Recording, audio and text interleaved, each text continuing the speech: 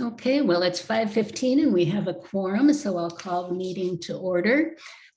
Welcome, everybody. Glad you're all here to be together on this, our last meeting of the year. Let me start out by introducing myself and then asking all the other commissioners to please introduce yourselves. And then when the commissioners have done so, let's go to the participants, and then any member of the public who would like to introduce themselves is welcome to do so. So I'm Tony Barrett, co-chair of the commission. Deborah, let me turn it over to you. Deborah Telleria, co-chair of the commission. Susan? Susan Swope, commissioner. Rebecca Flores, co-vice chair. Melissa Wilson, co-vice chair. Karen Huber-Levy, commissioner. Monroe Labuis, commissioner. Johanna Rasmussen, commissioner.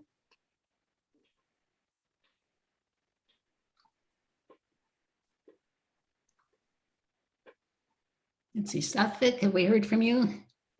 Oh yeah, Suffolk Nori, commissioner. Okay, great. Is Paul with us? I don't see him. Roxana? Not yet. Present. Austin is here. Oh, there you are. Hi, Roxana. And Austin, do you introduce yourself? Austin Willis, commissioner. Okay. Great. Other participants? Let's see, Judge Hirazade, would you like to start us off? Sure. Good evening, everybody. Susan Metazadi, presiding juvenile court judge. Thank you.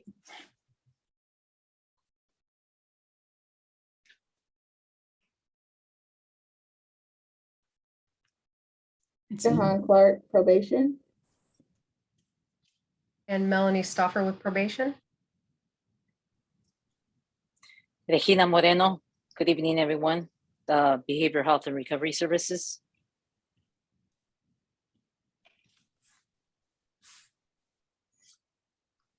Good evening, everyone. Ron Reyes with the Private Defender Program, Managing Attorney of the Juvenile Office.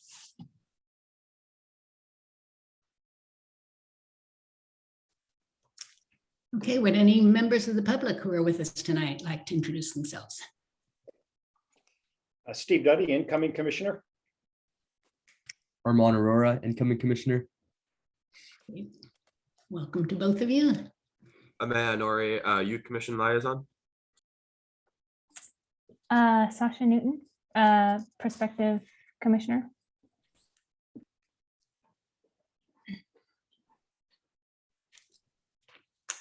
Anyone else? Okay, well, let's move on then to the agenda. Are there any changes to the agenda? Okay, we'll approve it as distributed. And has everybody had a chance to read the minutes? Susan, you have a correction? On page 4 at the top, it says dual status youth either have or are at risk of having both dependency and delinquency petition.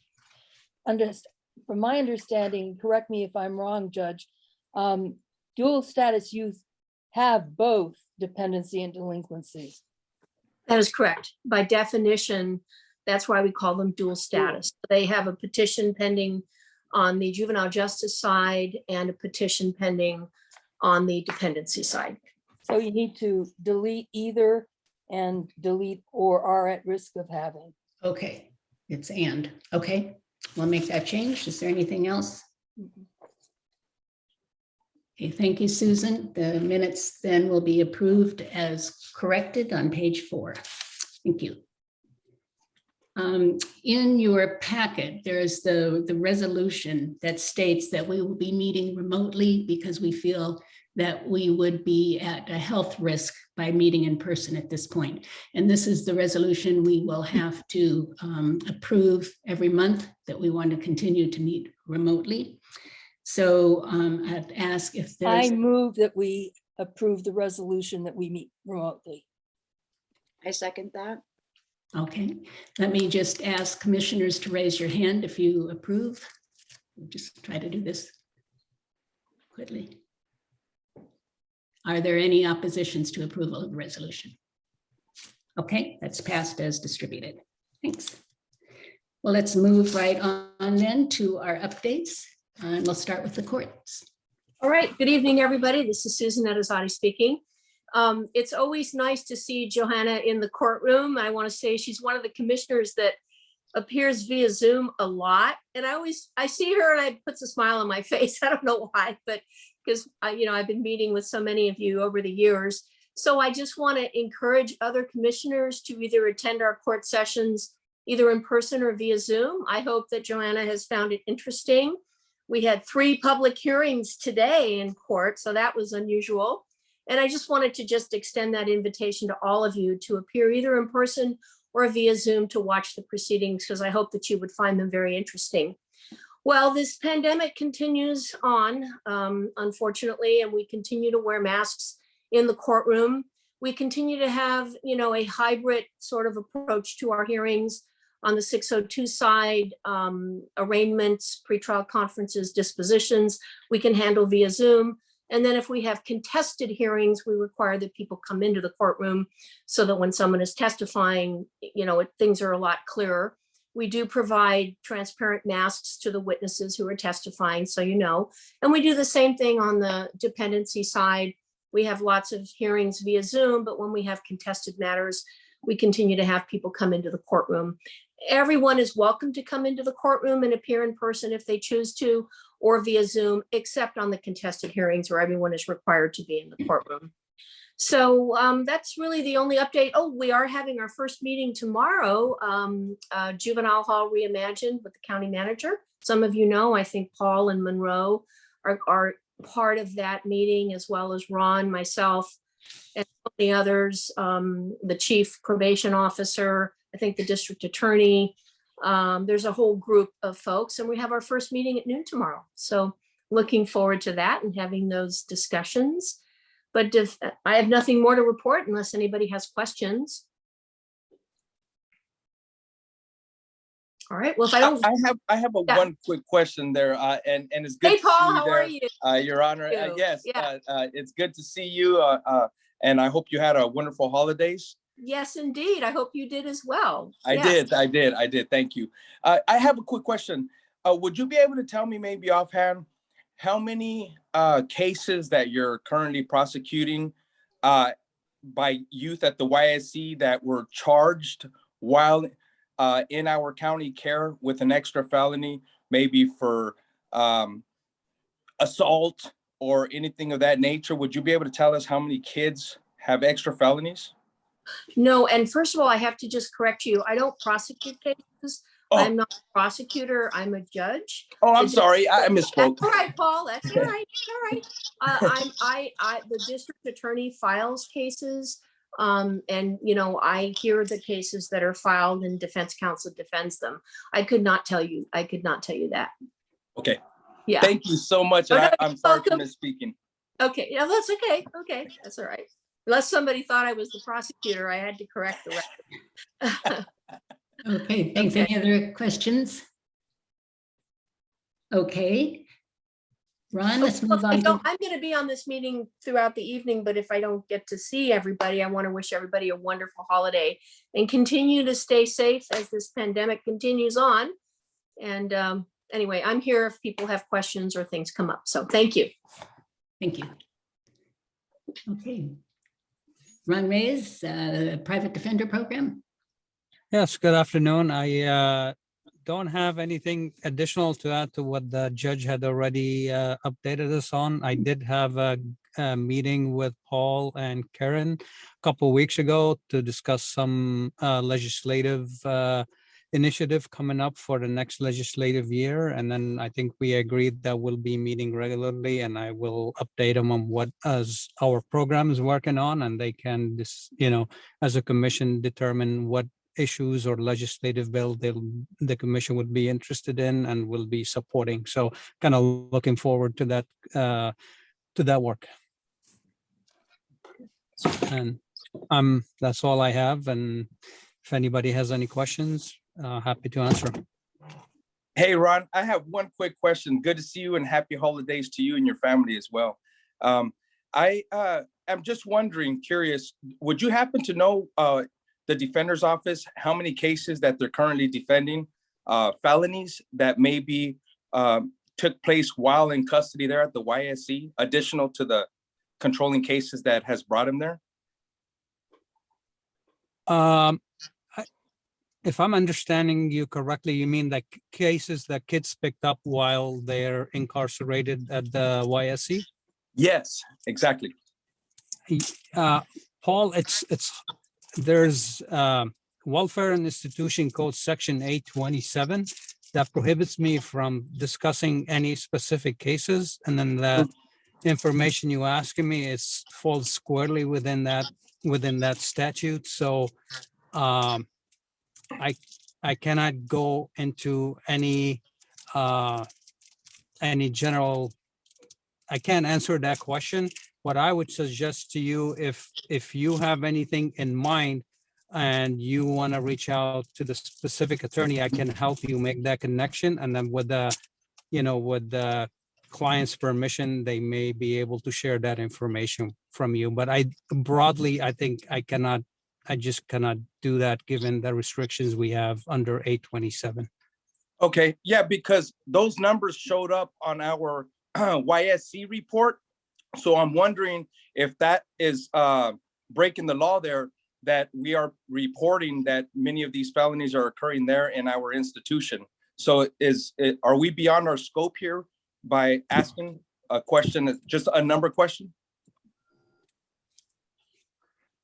I don't know who's giving you that information or how you getting it, but that's kind of, I don't know exactly.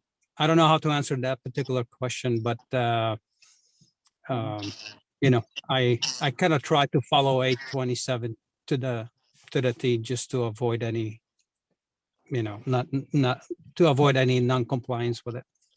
Perfectly understood. Thank you so much, Ron. I appreciate that.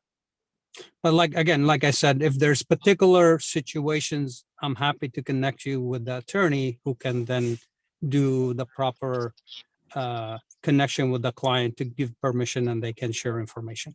Yeah, if you could make that introduction via an electronic communication, I would greatly appreciate that. Thank you, Ron.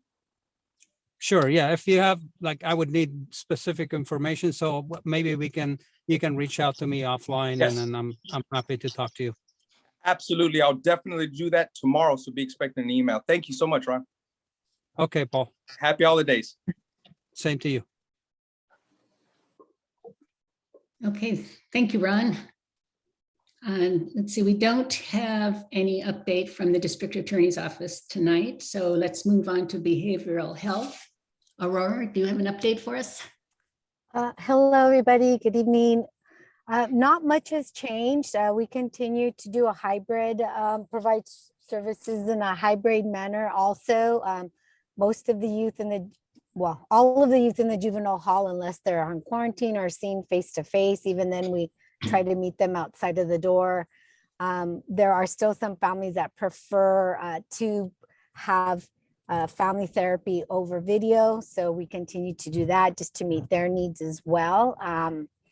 So until we have further notice from the health department, that's kind of the orders that we're following, just, out of safety precautions for the youth and families as well as the clinicians. And that's all I have. Does anybody have any questions for me? Hi, Aurora. It's Karen Huber-Levy. I have a question for you, just for my own education. In Yes. the YSC inspection report, there was a term of art used, I guess, from behavioral services, and it refers to clients' acuity in a particular situation. And the context of the comment seemed to be more of an anxiety thing. So I was just wondering what acuity means. Yeah, good question. So that's really the level of their mental health presentation. So the way it was written before, it was sort of general and it was being related to something else, but really it means, their level of mental health presentation, the symptoms, etc. Acuity is not necessarily just related to anxiety. Right. the way it's written there is that anxiety currently is very high given the level of charges, the seriousness of the charges that some of the youth are facing, and then just, of course, all the uncertainty related to that, as we know these hearings can be prolonged. Does that answer your question? I think so. So it's more like their perception of their state. It's not so much their perception, it's the symptoms that they're presenting with, whether they're mild, moderate, or severe. Oh, so like acute. Yes. Ah, Acute, yes. So okay, yes. okay. So mild, moderate, or severe. I got it. Okay. I just read that differently in the context. So thank you so much. That's very Sure, helpful. you're very welcome. I have a quick question. You said a minute ago that you're delivering services over Zoom, behavioral health services to the youth No, at YSC? Not Zoom. We use Teams because that is a HIPAA compliant platform that the county has approved of. Teams. Okay. And I have a quick question. On the YSC report, I noticed that there had been 2 suicide attempts there. And I don't have it right in front of me offhand, but I'm just curious, are we delivering behavioral health services via Teams as well to these children that have attempted to take their lives? No, Paul. So as I mentioned when I got on the line, that for the youth in the juvenile hall, we are providing in-person services. The Zoom meetings are for those families that prefer to still have family therapy done by video. Right. For the youth in the juvenile hall, they have face-to-face, and of course, any crisis, anything that rises to that level of crisis, it's in person. Okay. And are these services being rendered in the pod in front of all the other cells, or are they in private? So we on the housing units, they have what they refer to as program rooms. So that's where the services will take place. And sometimes they'll be taken, the youth will be taken up to admissions, and we use the interview room there as well. Thank you so much, and happy Sure, holidays you're very to you welcome. too. Happy holidays to you. Okay, thank you, Aurora. Let's move on to the County Office of Education. I didn't see Janae here. Is there a representative from the County Office of Education? Okay, we will skip that for now. Let's move on to probation. Melanie and Jahan, would you like to start us off? I will. We have nothing's really changed much in institutions. We've had a few releases. So as of an hour ago, we're at 19 youth in custody at the YSC, and there's still 1 youth at our girls camp. We appreciate it, Johanna and Commissioner Nori, for coming and eating with the kids and kind of fellowshipping with them on Thanksgiving. Everything's going well. Any questions for me? Thank you, Jihan. Commissioner Nori and I had the best time on Thanksgiving. It really made our Thanksgiving special. And so I just want to say thank you for allowing us to be there with the kids and have a Thanksgiving meal with them. Thank you. Jehan, can you tell us of the 19 youth at YSC, how many girls there are? There's currently 1. 1? Okay. So 1 at YSC and 1 at the camp? Yes. Okay, thank you. And how you doing? Happy holidays. Happy holidays. Yeah, do we have the racial makeup of the 19 youth at the YSC? I will get that back to you. I don't want to misspeak.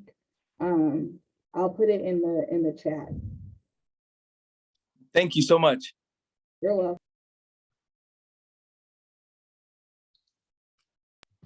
Okay. Other questions for Jehan? Oh, go ahead.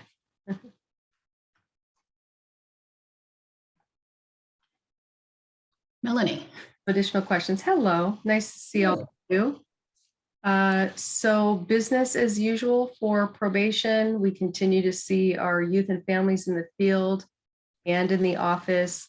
And as Judge Edizadi mentioned, we have families coming into court, but we're serving our families via video conference as well. In terms of our numbers have gone down a little bit on the supervision side, which includes our informal contracts. And we're at 128 clients.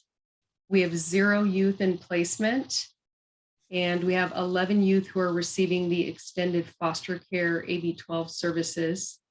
We have 1 youth on a 6-month informal contract, and that's through the Assessment Center and Investigations Unit, so that youth is not on probation. We have 3 youth at DJJ, so within the past 2 months, we've had 2 releases from DJJ. And we have 18 juvenile DPOs and 11 youth on EMP as of yesterday. We have 92 youth being served in the Assessment Center Investigations Unit. And I know that it's gotten a little bit busier. We've been receiving more cases, so that's why that number's a little bit higher. And then I always report out on race for our youth, which is 55% of our youth are Hispanic or Latino. Then the next highest number is 14% for Caucasian youth. I know that there were some questions that were asked last month that Jahan shared with me, one of which was how many cases are assigned to each probation officer? So what's the ratio? And that really depends on the assignment. So for instance, in the placement unit, the probation officer has those 11 youth and he has 1 other case. It's a very specialized caseload. In supervision, because our numbers have decreased over the last several years, the number is roughly 15 to 20. Sometimes it can go up to 30. And then of course, in our girls program, CSEC cases, the POs in that unit, there are 2 female POs and they have roughly 9 to 10 cases. So again, it just really depends on what unit that probation officer is in. And the other question that came up was reintegrating DJJ youth back into the community. And so the process is that as soon as we learn that a youth is going to go before the parole board at DJJ for possible release, we receive a packet of information. And we go through the packet and we learn more about how the youth did at DJJ while they were there and why they're being considered for early release. And then we begin our process where we work with the facility to ask any additional questions for needs. But the packet is really thorough. And we connect with the family that the youth is going to return home to. In most cases, the youth will go back to their parents or another relative. And then we make any referrals for services that are needed, whether that be for counseling or the FLY program. And so that's our process. Once the youth is paroled, we bring them back to our facility. They appear in court for a hearing, and then they're released back into the community with general probation conditions. That was a lot of information. So any questions? No, that's a very detailed report. Thank you so much for that information. Good job. Thank you. You're welcome. Happy holidays to all of you. And yeah, if there are any questions that come up, I'm here. So let me know. Melanie, I do have a question. Sure. You mentioned that there are more cases in the investigations and assessment center right now. Like you've seen an uptick there. Yeah, a little bit. And I don't know if this is related, but even though the numbers in the youth services center are still relatively low, they're up a bit. I mean, 19 is a bit higher. We've been at 12 or 13, recently.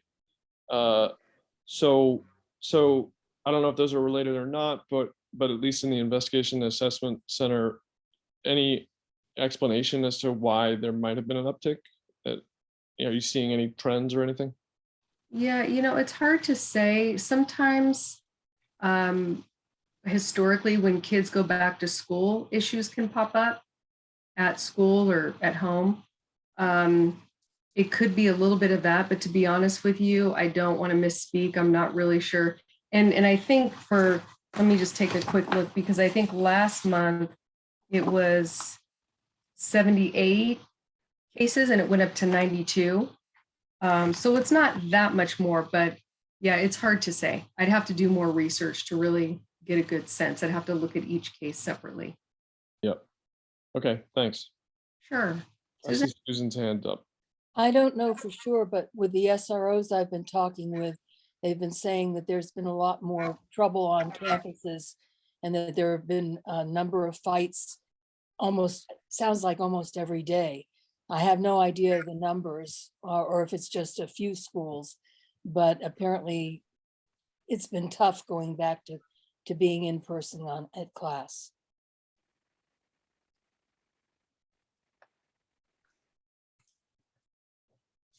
Okay, thanks, Susan. Any other comments or questions for probation? Thank you, Melanie and Jehan. Thank you. Okay, let's move on to Children and Family Services. Is John Fong with us today? I did not see him. I am here. Hi, everyone. Okay. Happy Hi, John. holidays. Hi there. Not a whole lot has changed since last week, or I'm sorry, since last month. Our numbers have maintained fairly flat since that time. As I mentioned last time, September, October, May of last year, earlier this year as well. First 3 months where we were seeing a trending back towards pre-COVID numbers in terms of our front end investigations, calls to our hotline, so on and so forth. Currently, we do have 168 children and youth in our care. That does include our non-minor dependent population. Out of county youth maintained around 42%, still similar to last month. That number is lower for our minor population, which is somewhere around 28% last I checked, which is good. So that's to say that our young adults who are in our non-minor dependency and in a more independent living scenario tend to be out of county at a higher rate than our minor population. So we're trending in the right direction there for our kiddos. Demographics by ethnicity, our API population in care is at about 12%, Black population 14%, Latino 51%, and white at around 23%. Relative placements, as we've been reporting out on, still at around 31%. I think last time I reported out was 32%, so right around the same level there. Youth in STRTP level of care, our highest level of care, still at 6. So 2 Black individuals, 1 Latino, and 3 white.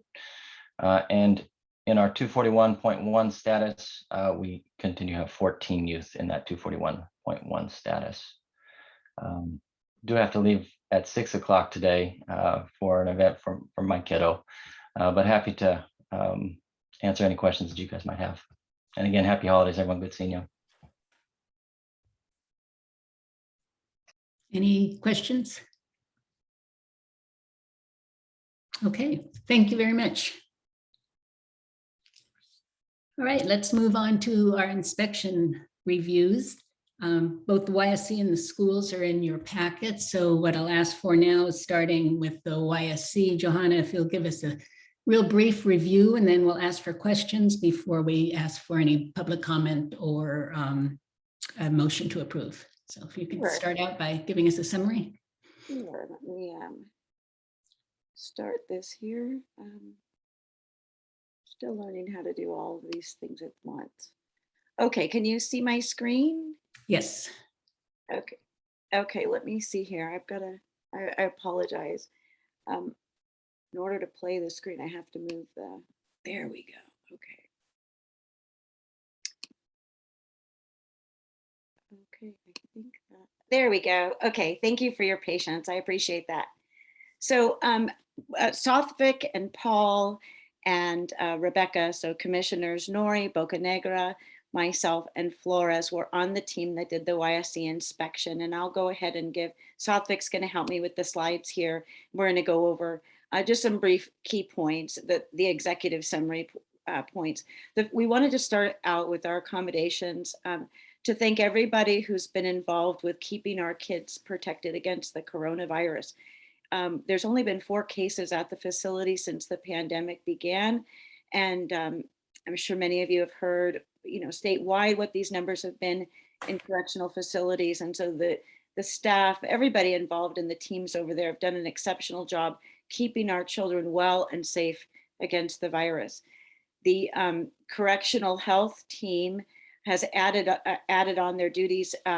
They now are in charge of testing and outreach and education for the youth and their families. They also do the testing for staff. And as Aurora mentioned earlier in her update, the BHRS team is working under extraordinary circumstances with the added pressures of the pandemic, and they do a wonderful job providing trauma-informed mental health services to our kids. I also learned during this inspection period that they provide therapy tools to youth, such as weighted blankets, stress balls, journals, and they actually do sleep logs because insomnia is the #1 medical complaint currently at the facility. We wanted to recognize supervisors Bussey, Owens, and Sharma for their ongoing dedication to our youth. And the youth spoke very highly of them, and it was very clear in our interactions there that the youth felt very supported and trusted those individuals considerably. Of course, let's see here, let me move on to my next slide. There we go. Okay, so Southwick, would you like to do this one?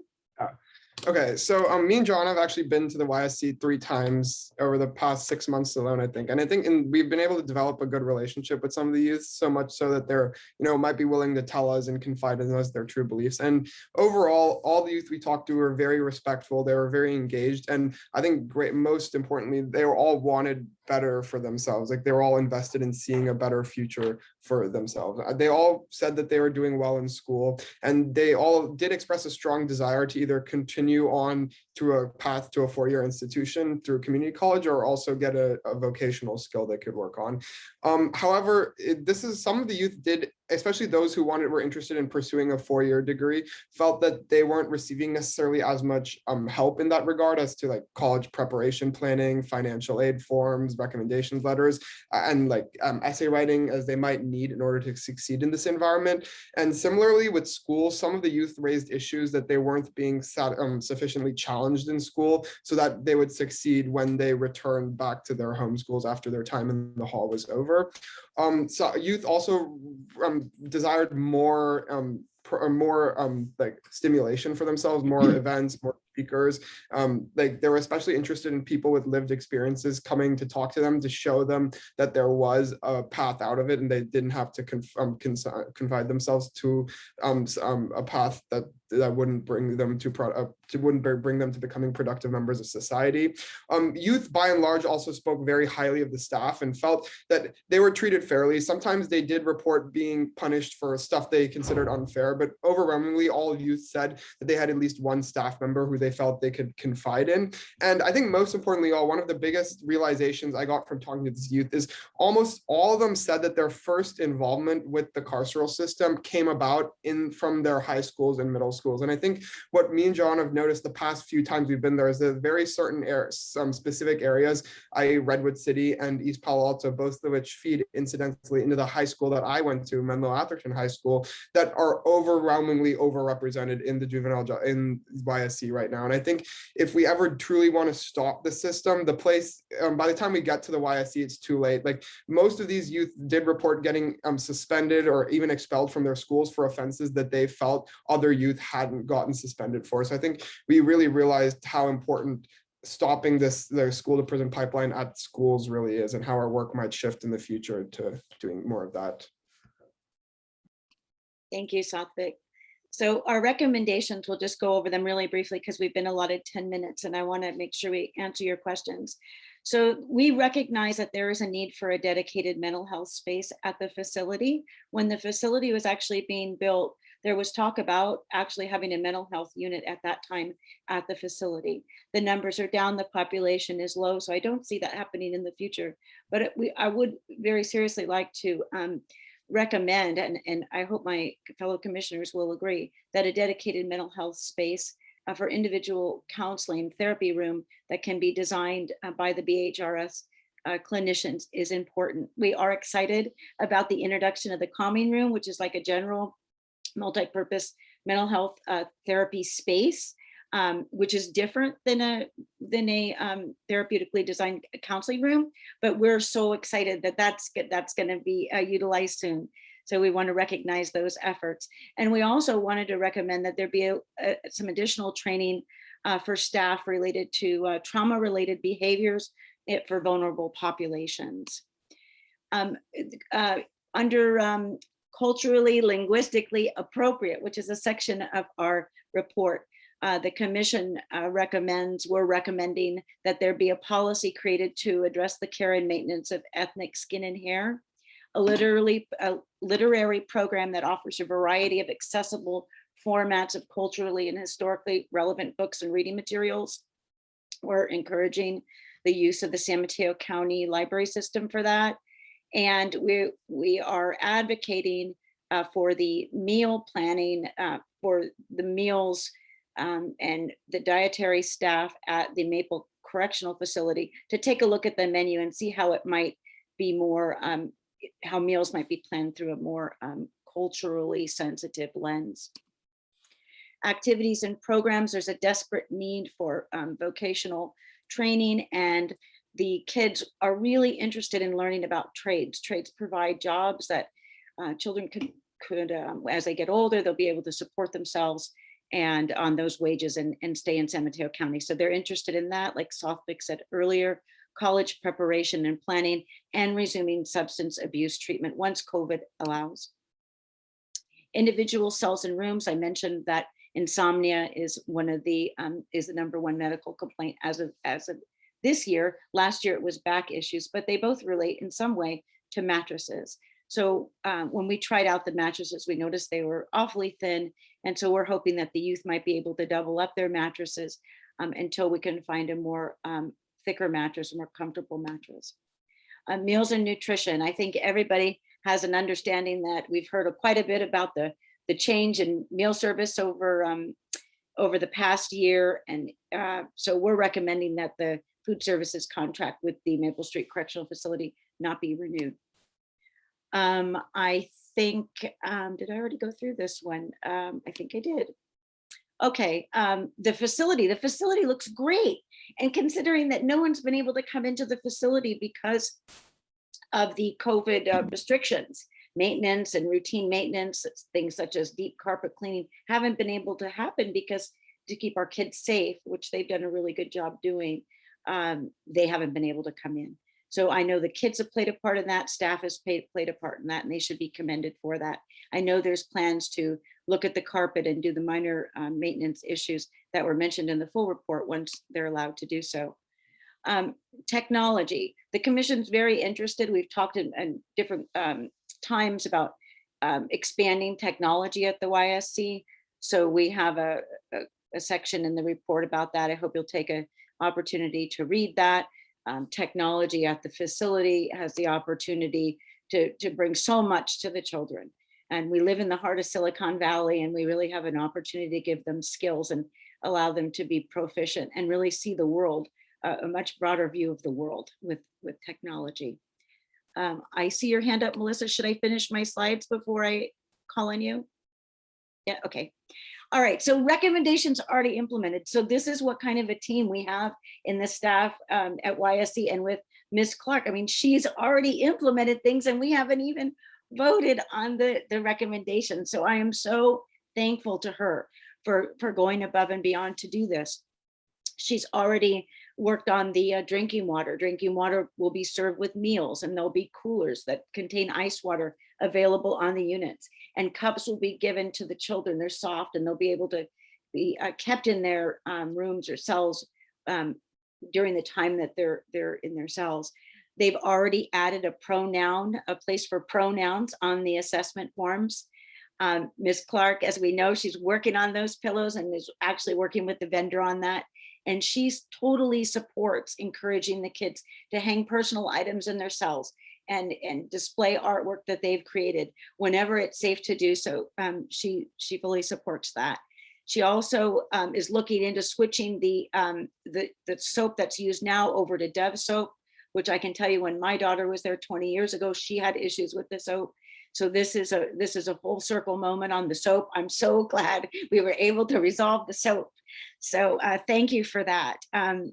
And she's also going to explore alternative hygiene items for the kids, as we spoke of earlier about the maintenance for ethnic hair and skin.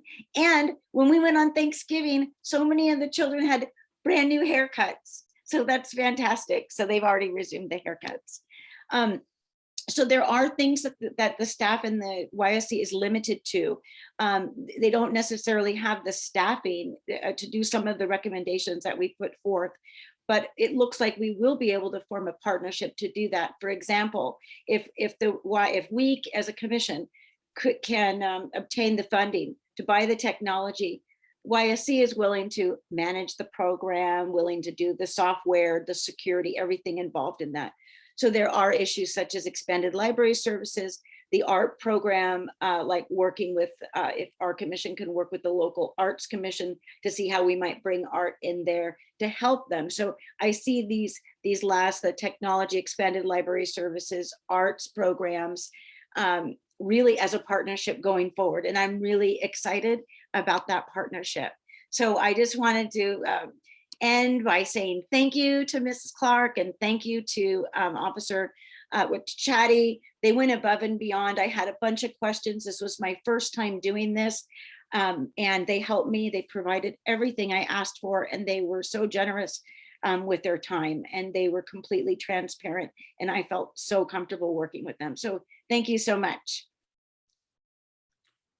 Thank you, Johanna. Nice report. We have some questions. Let's start with Melissa. So I noticed that you said something about drug and alcohol services not having resumed yet. And I'd just like a little bit more context on that, what the obstacles are. So, okay. So it's my understanding that the obstacle is strictly, it was COVID related, and I don't want to speak out of turn, but I believe most of these things that have been delayed in this aspect have been related to the restrictions. Like you may remember that our inspection was, I think we delayed twice because just the ever-changing COVID restrictions. So I believe that's it, but Jihan, would you want to address that? And yes, Johanna is correct. It's due to COVID. We've extended the welcome back to AA and NA, and they just have not come back in yet. So these are the circles. Yeah. Okay. And so I do know between Star Vista, they offer a drug and alcohol AOD program on the units, but as far as like a weekly, how before we had weekly alcohol and drug, that has not resumed yet.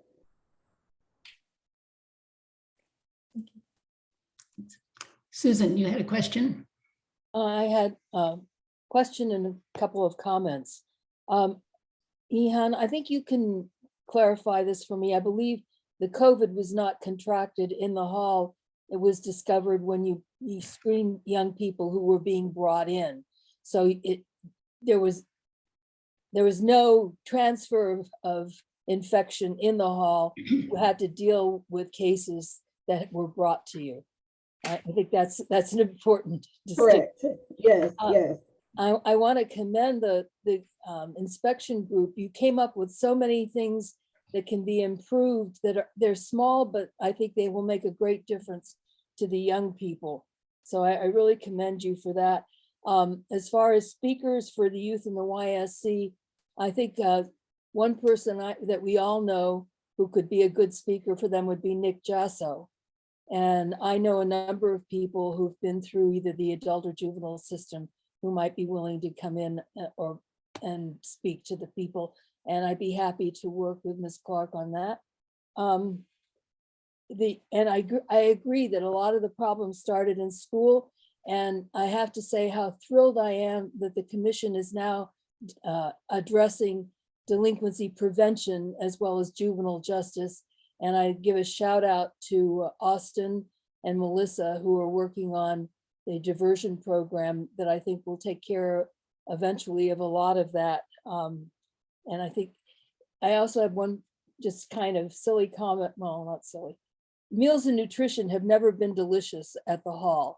I've been going in there and eating with the kids at least 2 or 3 times a year for 10 years. And even before it was coming from the sheriff's office, the food was nothing to write home about. So those are my comments. You know, I was so remiss when I was doing my report, trying to get my slides together, that I forgot to mention that Commissioner Huber Levy and Louise sent me some corrections. So I understand there was some typos and I was able to fix those. So I apologize for not mentioning that earlier. Thanks. Monroe, you had a question? Yeah, I also just will commend the team. It was a really thorough report and great job. I thought there were lots of really great suggestions. So in addition to the typos, Johanna, there were a few more substantive questions I had. So one was that one of the comments was that I think you said nearly all of the youth in the hall were using behavioral health services. And that's great news. I think I remember from previous years that, you know, the percentage of kids that were taking advantage of BHRS was maybe 50% or something like that, since it is optional. So I was just wondering, has there been a change of some sort where now, you know, most of the, or nearly all of the kids there are using BHRS services? So I think we should ask our BHRS representatives. Yeah, maybe. Yes. Hi, this is Aurora. So Monroe, I would just say that pre-COVID, right, we had youth that were still coming in, maybe because of a probation violation, and you know, maybe they're just a few weeks, maybe they're a month, 2 months, and so they weren't necessarily engaging because their outlook was a little bit more positive. They were going to be, you know, released. They had a date that they could look forward to. They would go back to school. You know, there was structure, right. There was a date in place. And just given that the youth that we do have currently with us are facing more serious charges and there's so much uncertainty around it, they are, you know, they are more engaged and they're there longer term. And so I think that is what is contributing to the change. Got it.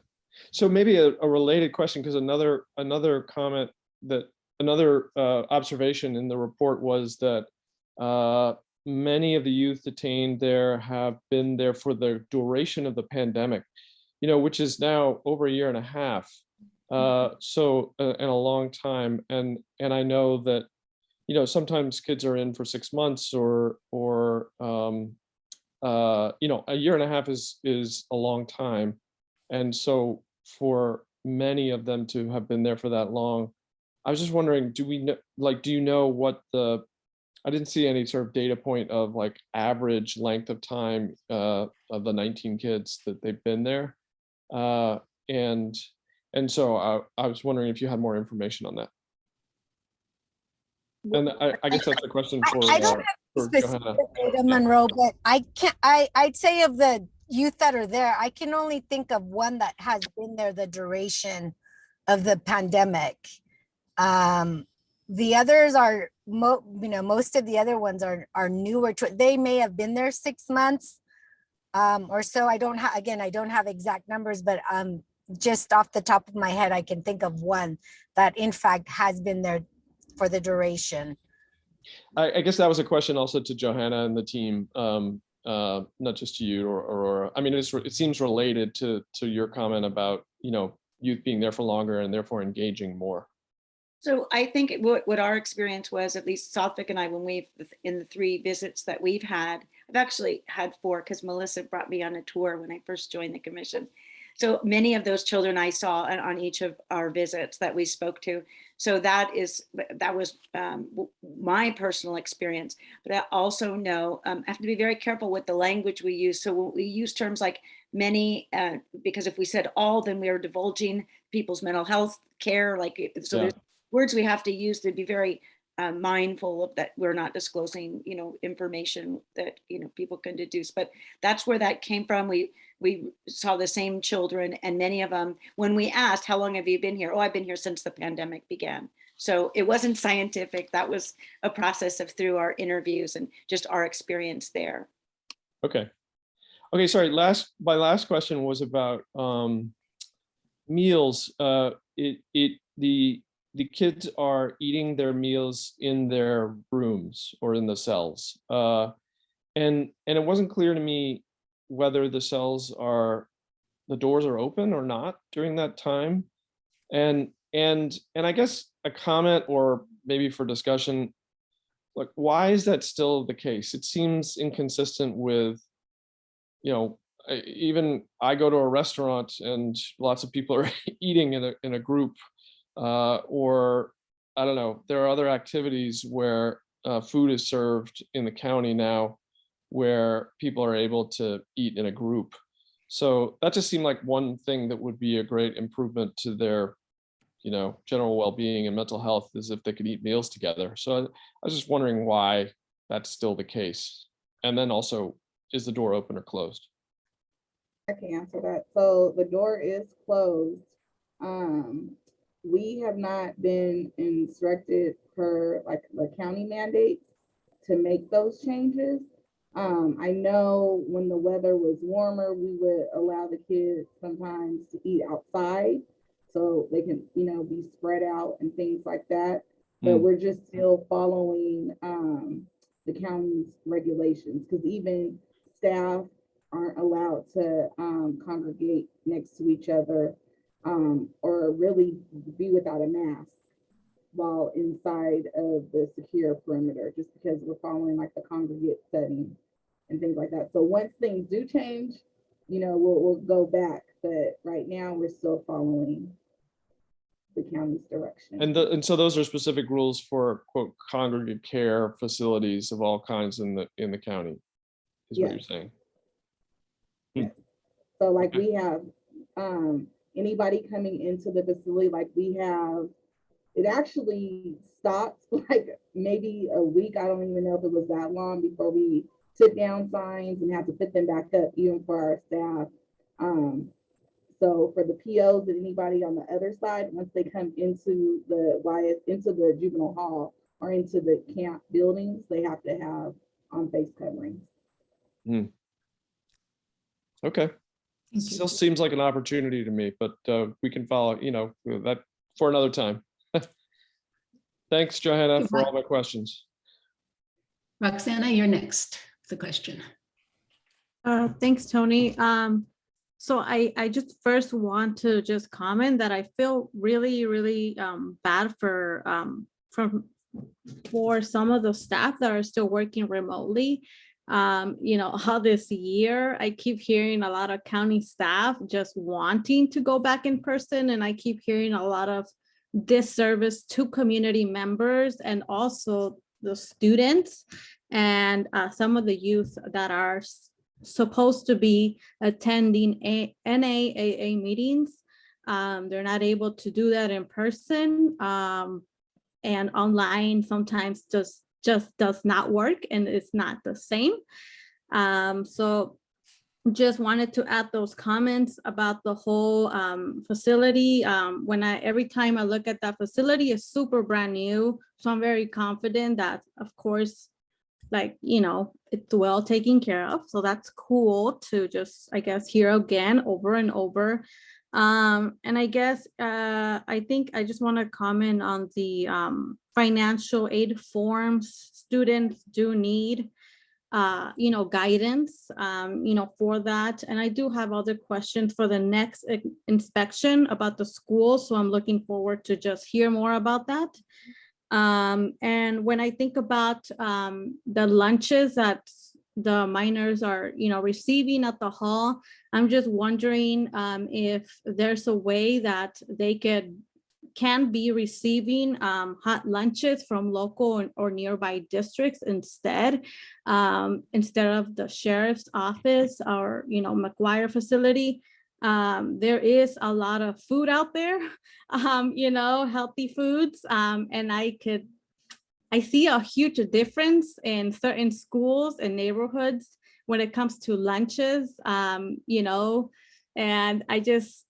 I know that it could be improved. So I just wanted to add that there. And that is pretty much it for now. Thank you. Thanks, Roxana.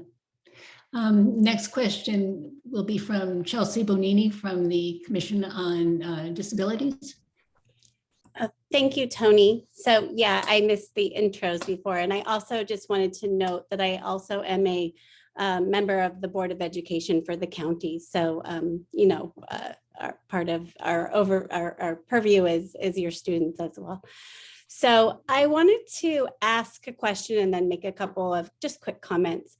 One is when the inspections are done, and especially at YSC, is there an inquiry made around students with disabilities broadly, whether it's psychiatric disabilities, mental health related, or other disabilities, and anything to do with their IEP status or the supports that they're being given in that regard? And so that's a question. The reason I ask is because when I have had a chance to visit YSC, usually it's an opportunity to talk to teachers, and that's been my experience in past years, working with the 17th District PTA. And the teachers are very open in sharing the fact that most of the kids there either have 504 accommodations or IEPs, maybe as high as 70%. I don't know the current numbers. And so I just am curious to know that, because there are a lot of supports that are available, the accommodations they might receive in those the work that they're doing. And also just in their participation in that process and the independence that they might gain, the self-advocacy work that we're doing around that for students who are able to participate in that way as young as, say, 10, 11, 12 years old. So definitely the students there. So that's generally my comments, but I am curious about that going forward. And I thought I would just raise it because it's been a question I've had. Thank you for letting me. So much. If I could just add that, yes, on the assessment forms, those questions are there. And then I would defer to Melissa. She's going to be presenting next on the school aspect of it. But my daughter, she had an IEP there. So they do have a process in place. And yeah, so I'll let Melissa address that in her next section. Thank you. We're going to try to wrap up the questions here if we can. Paul, I see your hand up, and Melissa, do you have your hand up as well? I do. Okay, so first Paul and then Melissa, and then let's try to wrap up the questions if we can. Yeah, thank you. I have a quick question. What is the contrast in time of pre-pandemic cell time that these youth were spending in there, and contrast pandemic now? What is the time that they are spending in these cells?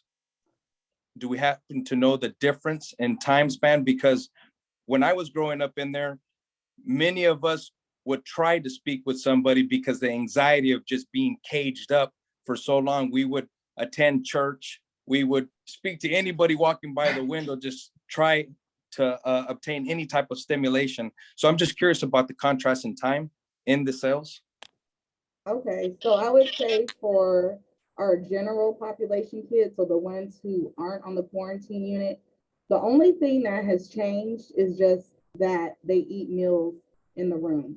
as far as program, school, all of that, nothing's changed.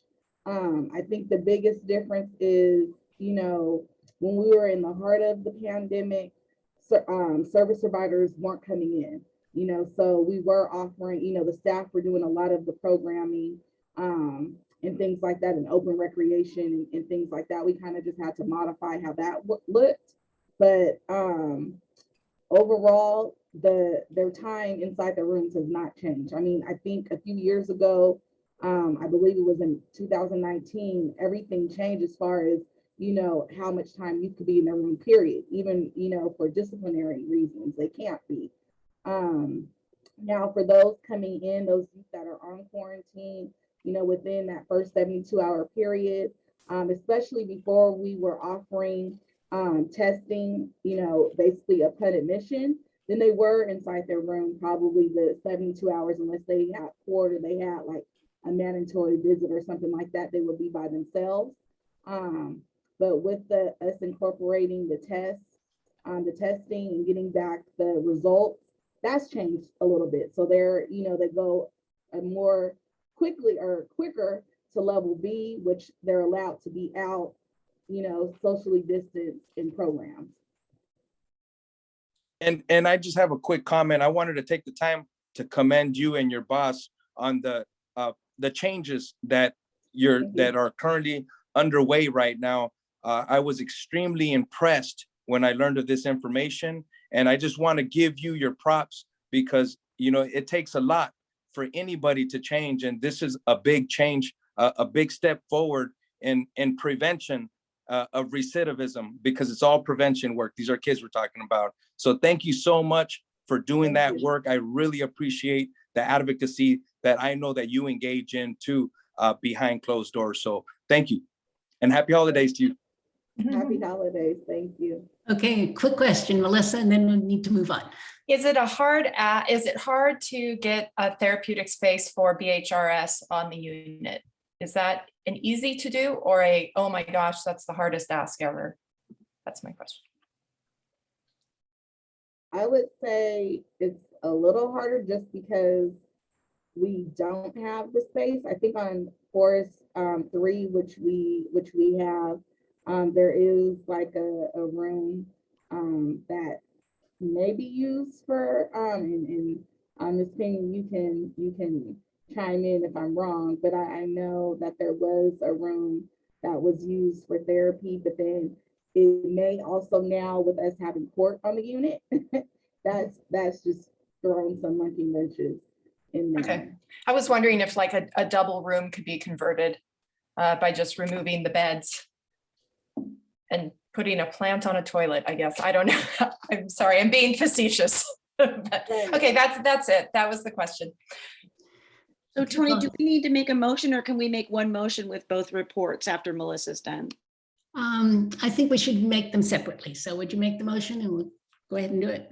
Sure. So I'd like to make a motion to approve the amended report. And by amended, I mean with the typos corrected and with the correct name of the facility providing the food services. Okay. No second is required. Right. Is there any further discussion before we move on to a vote? Okay, let's vote on accepting the report and the motion. Deborah? Yes.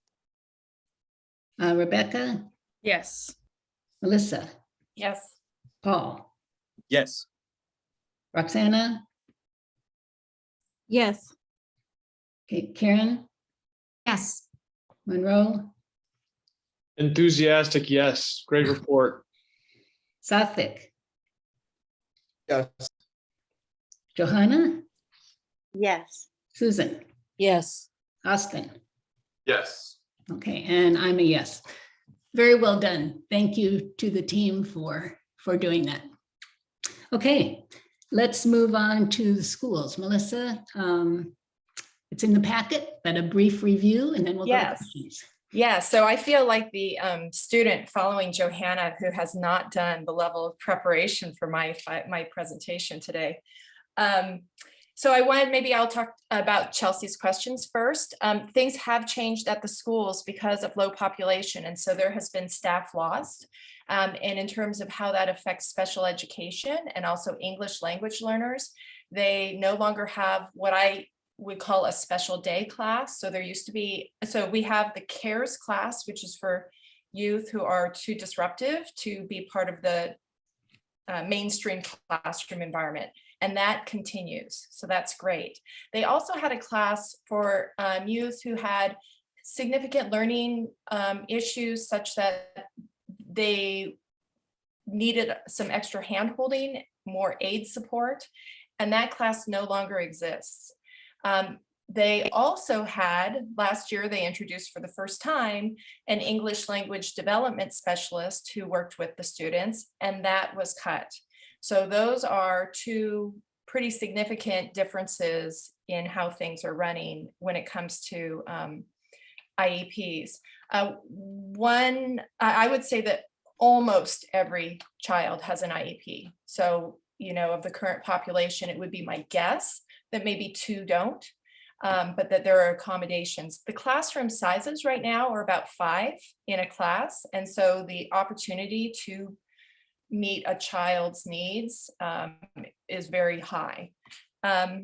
So the other thing I learned about IEPs I hadn't been aware of until this year is that every child on an IEP has a 1-year follow-up review after they're released from the facility because they have an IEP. And so that's an interesting, it's great to know that something extends into the forward to understand how well the youth was being served. Now that often doesn't actually happen because youth get lost, which is part of the symptoms of this space. Something the school introduced last year, and that has continued, is that they now have a bilingual family counselor. And that bilingual family counselor has been very helpful for IEP logistics, for transitioning a youth back to the home school, just making that process much more transparent. And also Zoom continues to be used for IEPs, and that's been very positive. Chelsea mentioned physical disabilities, and I actually can't speak to that subject because it's not that visible. Although certainly emotional disturbances, but that's sort of outside of the school subject. Chelsea, did I answer some of your questions? Oh, the last thing I would say is Tara Ford is a great resource. And although I didn't call her this year, every year I call her and talk to her about, because she's an IEP advocate, I talk to her about like, hey, is there anything I should know about that's going on or that you'd like me to ask? And I didn't do that this year, but she is a good person to call to get a sense for things there. Chelsea, you good? Oh, I just, so I think I said psychiatric disabilities, not physical. And I, by that I meant like, diagnoses and that being the ED or the OHI qualification for the IEP rather than a learning disability, and distinguishing that from mental health generally. Okay, yeah. I mean, they would still be on an IEP form, so that would be accommodated the way it is. And I would imagine that the CARES class addresses that. If there's an actual problem behavior, in general, the school environment is very trauma informed. And so, and we can talk about Canyon Oaks, which is, ED exclusively. I think that the youth are being treated well in general and appropriately for emotional disturbance issues. So at Canyon Oaks, there's a lead teacher. His name's George Remmett. He's amazing.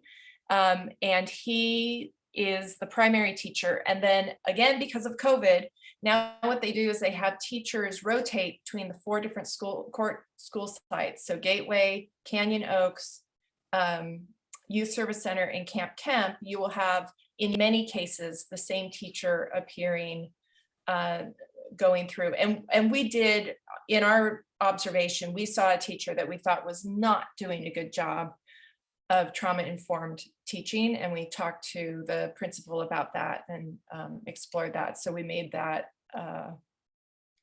that concern was noted. Anyway, Canyon Oaks, if you haven't been there, Chelsea, I really recommend you go and see what the education looks like there. I didn't see it this year, but kids often have something that they're holding on to while they're in class. There's a lot of ability, and this is true at Youth Service Center. Everybody can take like a 5-minute break, you know, like a step out, let me calm down. And that's very much part of the behavior system and expectations. So I think that they're doing a pretty good job on that. Now, the teachers are very stressed out, and something that they are doing this year that will affect both the classroom and the teachers is they've hired a consulting service called, I can't remember the name off the top of my head, and that they're going to be making Gateway into a more therapeutic model. And so they've hired this firm to work with Gateway and remake that. In the process of remaking that, there'll be retraining for teachers. There's also coaching for teachers, and there's coaching for administrators, all through this contract that they have. And that's in the, I can pull it up. I can read the report later and send the name of that contract to you. Okay, so education. You know, the two concern areas that I have had every year is kids are all tested. They take MAP tests every 3 months, which is the measure of academic progress. And then the school doesn't do anything with it. And I've kind of heard about the intention to do something with it and did so again this year, but I'm gonna propose that as a commission project, we offer to do the hard data analysis on those tests. Because if the test is offered every 3 months, we want to see a 0.25-year advance in order for the child to stay steady. And ideally, if we're able to do more than that, the child is advancing academically, because most of these youth are going to be reading between 2nd and 7th grade reading level. Probably 4th grade would be a good like benchmark for your own minds. So there's a real push that has to happen. The youth do not feel confident that they are working at grade level. And I would say that there's reason why they feel that that's true. And it's a very difficult situation. I think that if we could ground this in data, we would know what we were talking about. And so that was one of our primary recommendations. Another problem that came up is that youth exit the facility without having completed a whole semester of work.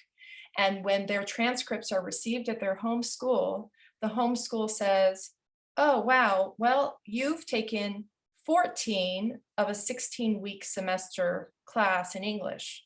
So we're going to re-enroll you in week 1 of that same, okay, let me try this again.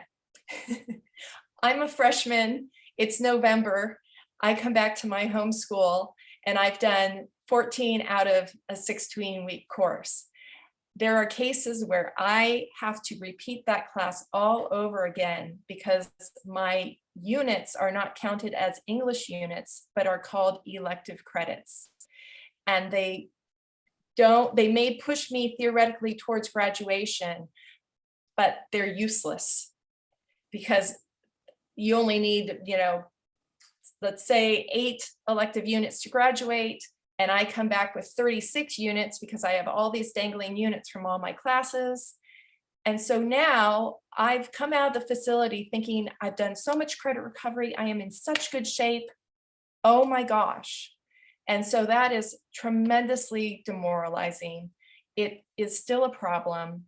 The school is working on it, but that's something that we need to really be monitoring, that gets resolved. One solution to this problem is that 2 of the 4 core subject areas are on online learning platforms, and the child could return to their school, finish those last 2 weeks of freshman English on the online learning platform, capture all those units, and then re-enroll with everyone else. So there's an easy solution for those 2 classes. And then there are 2 more online learning platforms that will be loaded on in the next year and a half, social studies and science. And so that would be one solution. But the situation right now, it's kind of like a little nauseating to me to think of the child that exits having thought they made progress and not.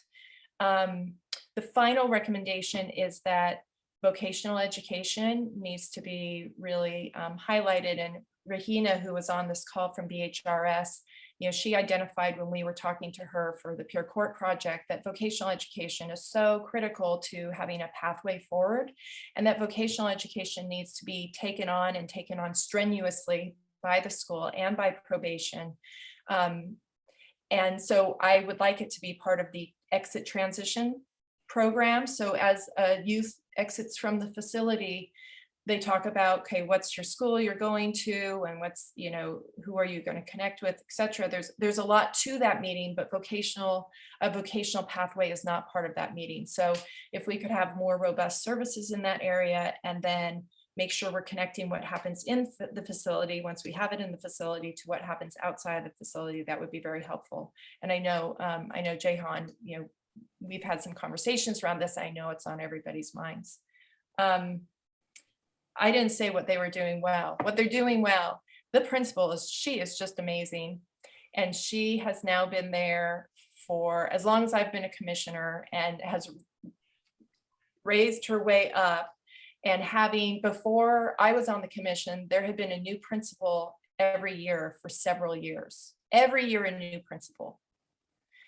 And so now we had one principal for 4 years, and now we have a new principal for the last 2 years, and she is really dynamic, really cares, and she's in the fight with the kids.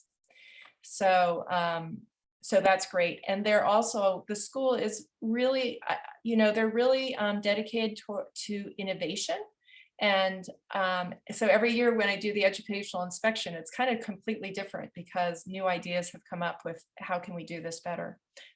Last thing I forgot is books are an issue, and Johanna's report referred to that. So they have beautiful libraries at all the spaces, but when you have a reader who has maybe hooked onto one type of reading, they want to pursue that with depth, and we need them to just keep reading. And so that means that having a broad but shallow library is not quite the right strategy. We need a broad and deep library. The way that I see we can get that is, and this is based on Alameda County, and what they do is to try to get the county library system to come in and lead library services for the youth. And that would benefit Canyon Oaks, and it would benefit Youth Service Center tremendously, because Canyon Oaks is pretty thin as well. I'm going to have to ask you to wrap it up, Melissa. That's it. I was going to say, I've said everything I have to say. Okay, good, excellent points. We have, let's see, 4 hands raised. Is there any other questions? Trying to manage our time a little bit here. Okay, if you could keep your questions brief, and Melissa, answer them as directly as you can, be terrific. Okay. Let's start with Suffolk.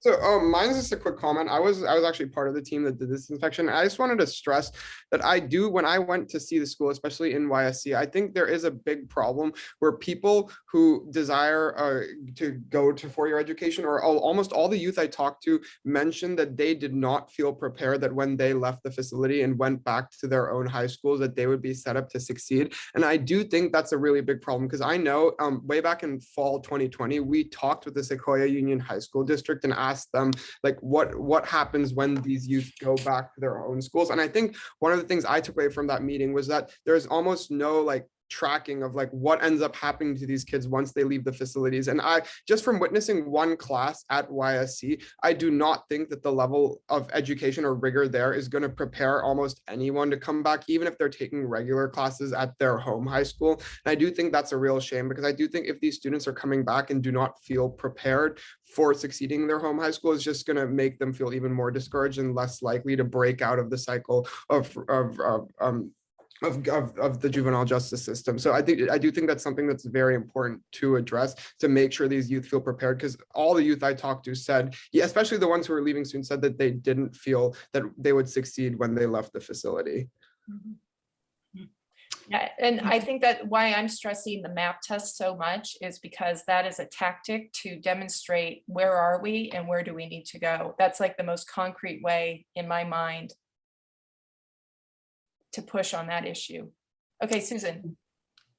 Yeah, I think we really need to explore why they're not accepting these credits, because the schools at YSC and Canyon Oaks and the Camp are all accredited by the Western School Accreditation Group.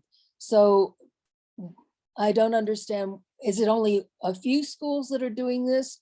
Or is it all of the high schools or all of the grade schools? Where is this happening across the board? So my understanding is it is happening across the board, but I haven't confirmed that with more than one school district. No, I think this is something that we really should take up. I think this is important. It's very important. Quickly on this, I think when we met with Sequoia, they told us that they were like, this used to be an even bigger problem where almost no credits would transfer over. So, but I do think when I talked to one of the youth, he did share that when he came out before and he went back to his old high school, like something similar happened. And I think it's the thing, like they don't know what to do if a kid comes back like let's say in October, they're like, you only completed half the course. Like, and I do think there's also a problem there where the courses they're taking at YSC might not exactly transfer over and fulfill the graduation requirements at like a district like Sequoia or San Mateo High School. Several years ago, they were not using the same textbooks that the schools in the regular school districts were, but my understanding was that they have gone to using the textbooks that are common in the other schools. I'm going to have to break off our discussion. Okay, sorry. I mean, I think Roxana? the point is critical. It's well made, and we need to follow up on this, right? So let's see. Let's try to get Roxana a quick question. Amaya. Yeah, just comment. Yeah, I do see that there is like, I've been knowing that there is a huge disconnect from the schools, from the juvenile halls to the regular districts. And, it is very hard right now for districts. And I think that each school site is very different. So yeah, I don't even know where to start on this topic. But anyways, do you have a specific question? No. So I think that when it comes to, just for this group to know, IEPs and 504 plans do not often get implemented in the K through 12 system. That's a whole different thing. So there's obviously a huge gap. And because I lived in communities and my children were attending schools in these neighborhoods where we often see kids ending up in the juvenile hall, I know how this system works. And I remember that when I was at the girls' camp in the old Hillcrest, I did receive credit from, the packages that they give us at the juvenile hall and the girls' camp. Very easy A's. And they were counted as credit. So I don't know what is happening now. So I think that I also wanted to just comment on, last time I visited the juvenile hall, I believe I took a tour there a couple months ago. And I did notice that the instructors are amazing, very kind teachers, and I really have very high respect for them. But I also believe, that sometimes we're in 2021, things, the internet is, they're high speed, I think students are learning at a very young age, technology. And I think that there are new programs that can be implemented, that could teach students the basics, how to read, sight words. I know that I spend a lot of time working with students one-on-one, high school students, teaching them how to read. So I know that it's doable, especially in an environment that is only 5 students and 1 teacher, or maybe 2 teachers. I think that is doable. And I'll just leave it at that for now. Thank you. Okay, thanks. Sorry to have to rush us along, but we have a full agenda. Amaya, quick question. Yeah, this is just a quick one. So on the actual packet, under the youth interview section, it includes the term GEP youth. What's the difference between that and a normal youth? Girls Empowerment Youth are girls who are not incarcerated. They do not spend the night there. they usually have been incarcerated, and the judge, and Judge, you can correct me if I'm wrong, has recommended that they continue to attend school there during the day. That's correct, Melissa. The Girls Empowerment Program, the youth go home every night. They go home every night and they're home with their families. They're not removed from their home. Is it by their choice that they're there, or is it by an order from you that An they order from continue the that court. as part of their probation? Exactly. Yeah. Exactly. Hey, Melissa, while you're just real quick comment, just one typo, I feel I have to say it before we vote, was that you said that there were 2 girls there from Santa Rosa County, which is should be Sonoma County. Oh. It's in the report. I Yes. can text you later the exact location. I Just can find so it. you can Okay. correct the typo. There you go. Thank you. Okay. Okay, would you like to make a motion, Melissa? I motion that the report with the correction of Sonoma instead of Santa Rosa be approved.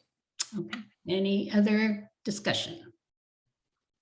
All right, let's do it. Deborah. Deborah, you're on mute. Do you approve? Sorry, yes. Okay. Rebecca, Yes. Melissa, Yes. Paul, Yes. Roxana, Yes.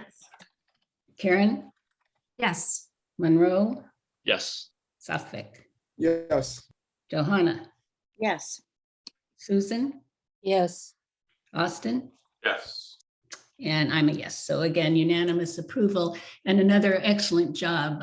We've taken a lot more time than we allowed on the agenda, but I think it was an excellent discussion, and I appreciate everybody's comments and questioning and the thorough nature of the inspections. So thank you all. Okay, we'll go ahead and talk about social media for just a couple minutes and then go on to the election. And then we'll have to cut short our project update. So if there's anything really important you'll have to say right now, think about it in the next few minutes and we'll decide which ones to cover. So Johanna, would you like to tell us about your proposal? Thank you, Tony. I appreciate that. So for the last 2 meetings, we've been talking about the creation of a social media working group. And so it's before us tonight for a vote. The purpose of this group will be meeting monthly or bi-monthly to create a library of material for our social media accounts. And so we'll use them in marketing campaigns, and it'll help us hopefully reach more people. So we're looking for creative folks who are interested in joining the team, but as a formality, we need to vote to create the team first. So that's what's before us. And for the sake of time, if I could make a motion, so to create a JJDPC social media working group. And I will second that. Any questions or discussions? Okay, let's. Sorry, quick question. I'm sorry if I missed this. Did you say who's on that, or is it just created first and then members? I see. Okay, got it. Thank you. Okay, let's vote for approval of the working group. Deborah? Yes. Rebecca? Yes. Melissa? Yes. Paul? Yes. Roxana? Yes. Karen? Yes. Monroe? Yes. Suffolk? Yes. Johanna? Yes. Susan? Yes. Austin? Yes. And I'm a yes. Great. So we now have approval to set up a social media working group, which we've been looking forward to doing for some time. So if anybody is interested in joining this group, if you could let Joanna know, and maybe you could inform us by email over the next month or so, Johanna, who's volunteered. Absolutely. Thank you so much. Okay, great. Well, let's move on then to the election of officers for this coming year. And let me just start by saying thank you to each of you who's agreed to be nominated for these. I think, and your willingness to serve in the leadership position, really appreciate it. This is the first time we've had a competitive election. And I think that's an excellent, excellent sign. I think it's an indication that the work we're doing is meaningful, it's rewarding, and a lot of people want to participate further in it. So I think this is all good news. So let me tell you about the process we'll use. I know there's some hands up and we'll get to you in a moment. But what we're going to do is ask for public comment first on any of the officer positions, the 3. And then after the public comment, we'll look at each office separately. I'll first ask if any commissioners want to comment. Then we'll do a vote. The vote will be by roll call, and each person will state what their selection is. So to be elected, we need to have a majority, which is 7. So that's essentially the process. There are 12 of us. If there's a tie vote, we'll ask for additional comments, see if anybody changed their mind. And if not, then we'll look at other options and have a special meeting to deal with that in a couple of weeks. So that's where we are. So let me start with the public comment. So Nancy Goodman, I think you were the first to raise your hand. Yeah, thanks. Thanks much. My name is Nancy Goodman. I've lived in Redwood City for the last 16 years. And I'm also involved with Fix in San Mateo County, which is a local grassroots initiative to set up meaningful community oversight over the sheriff's office. I'm so glad to hear about all the positive things and such an informative meeting, and I just want to thank you all for what you're doing. So I wanted to speak up in support of Paul Bocanegra and Johanna Rasmussen. I met Johanna about 10 years ago or more doing voter registration in East Palo Alto, and we recently reconnected on criminal legal system reform issues. I met Paul just this spring, but I'm so impressed by his clarity of mission and his demonstrated leadership ability. I think as chair, he would importantly, very importantly, also represent hope to young people in the system. The preponderance of kids of color in the juvenile system is a reflection, as you recognize, of systemic racism in this whole country. And it matters a lot if leaders, teachers, doctors, commission chairs look like you. It's symbolic of true change. I feel like we need to move that direction.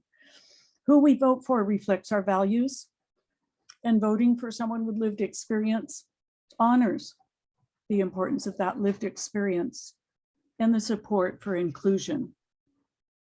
It would provide really the opportunity for the commission as a whole to learn together as you guys move forward with these new initiatives, such as Reimagining Youth Services Center.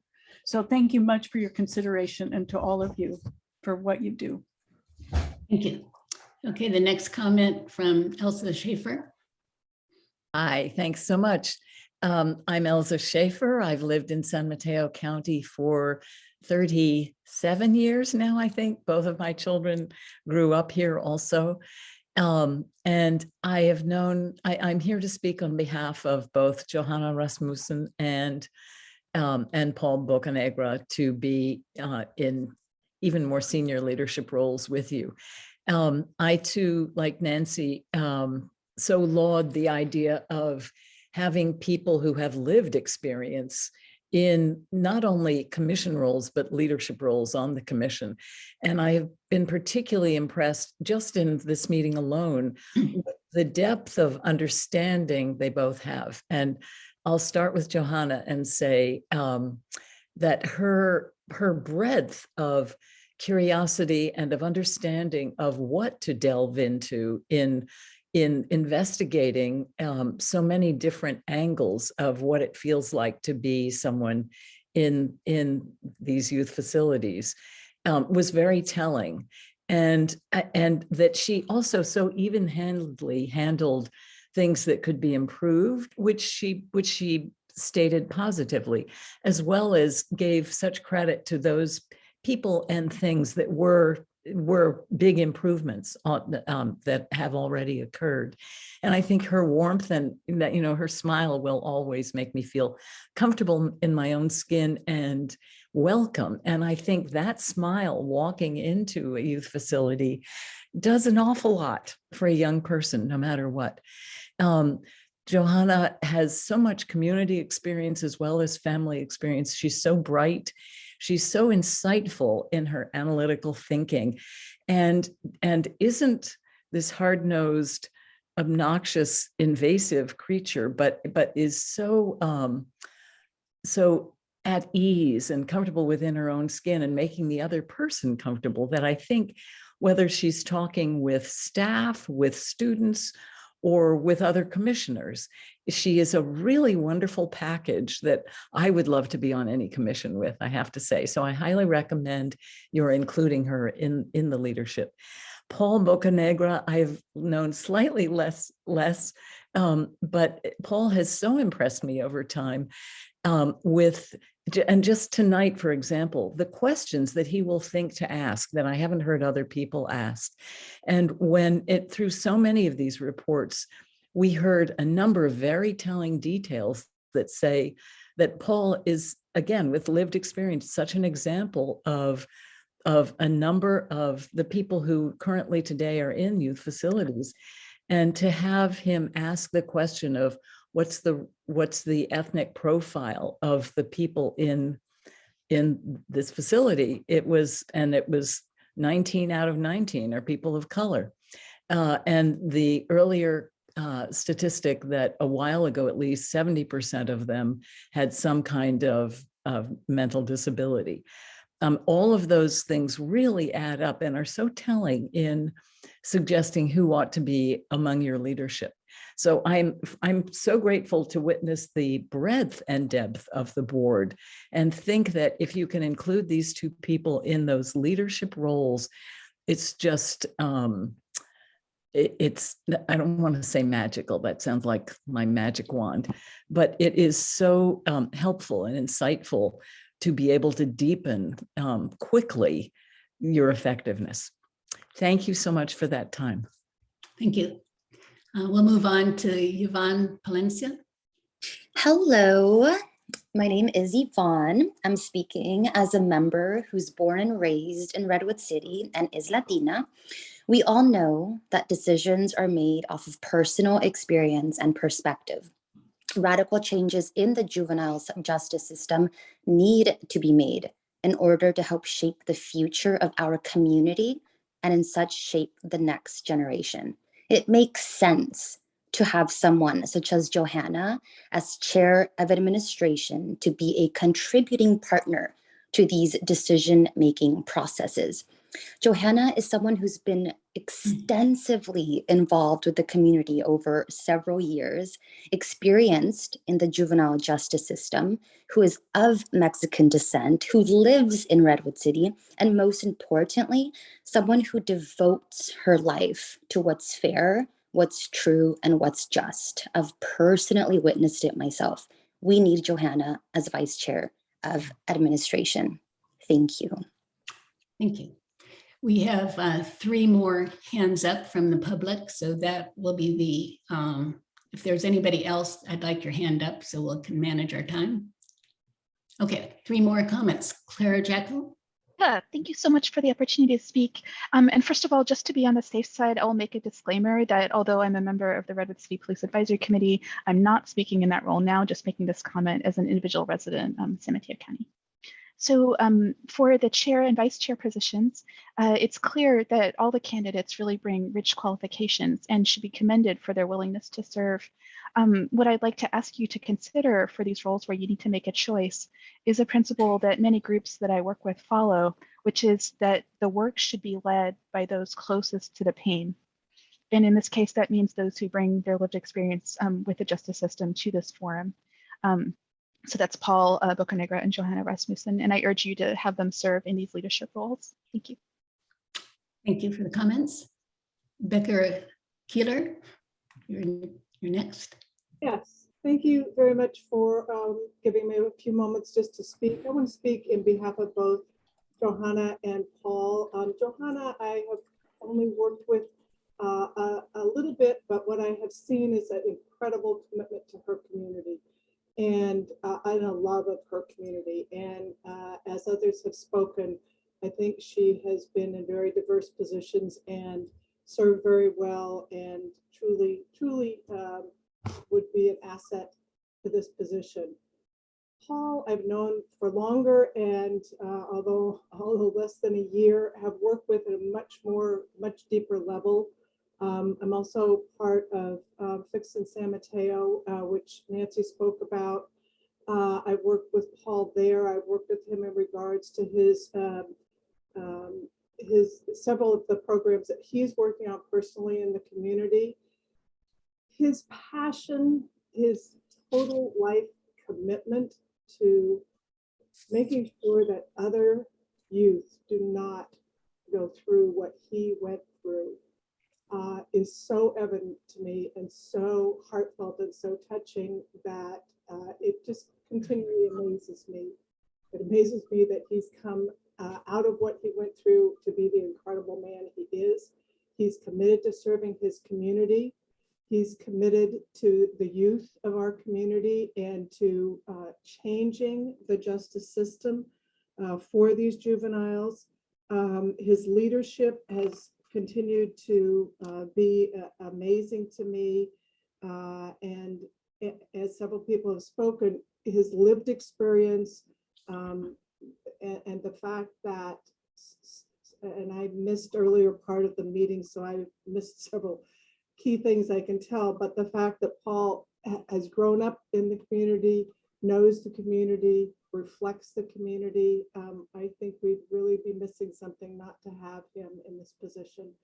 And I hope that you'll see justified to give him that opportunity, which will help all of our community. Thank you for this time. Thank you. And the last comment from Mia Manamea. Forgive me if I mispronounced your name.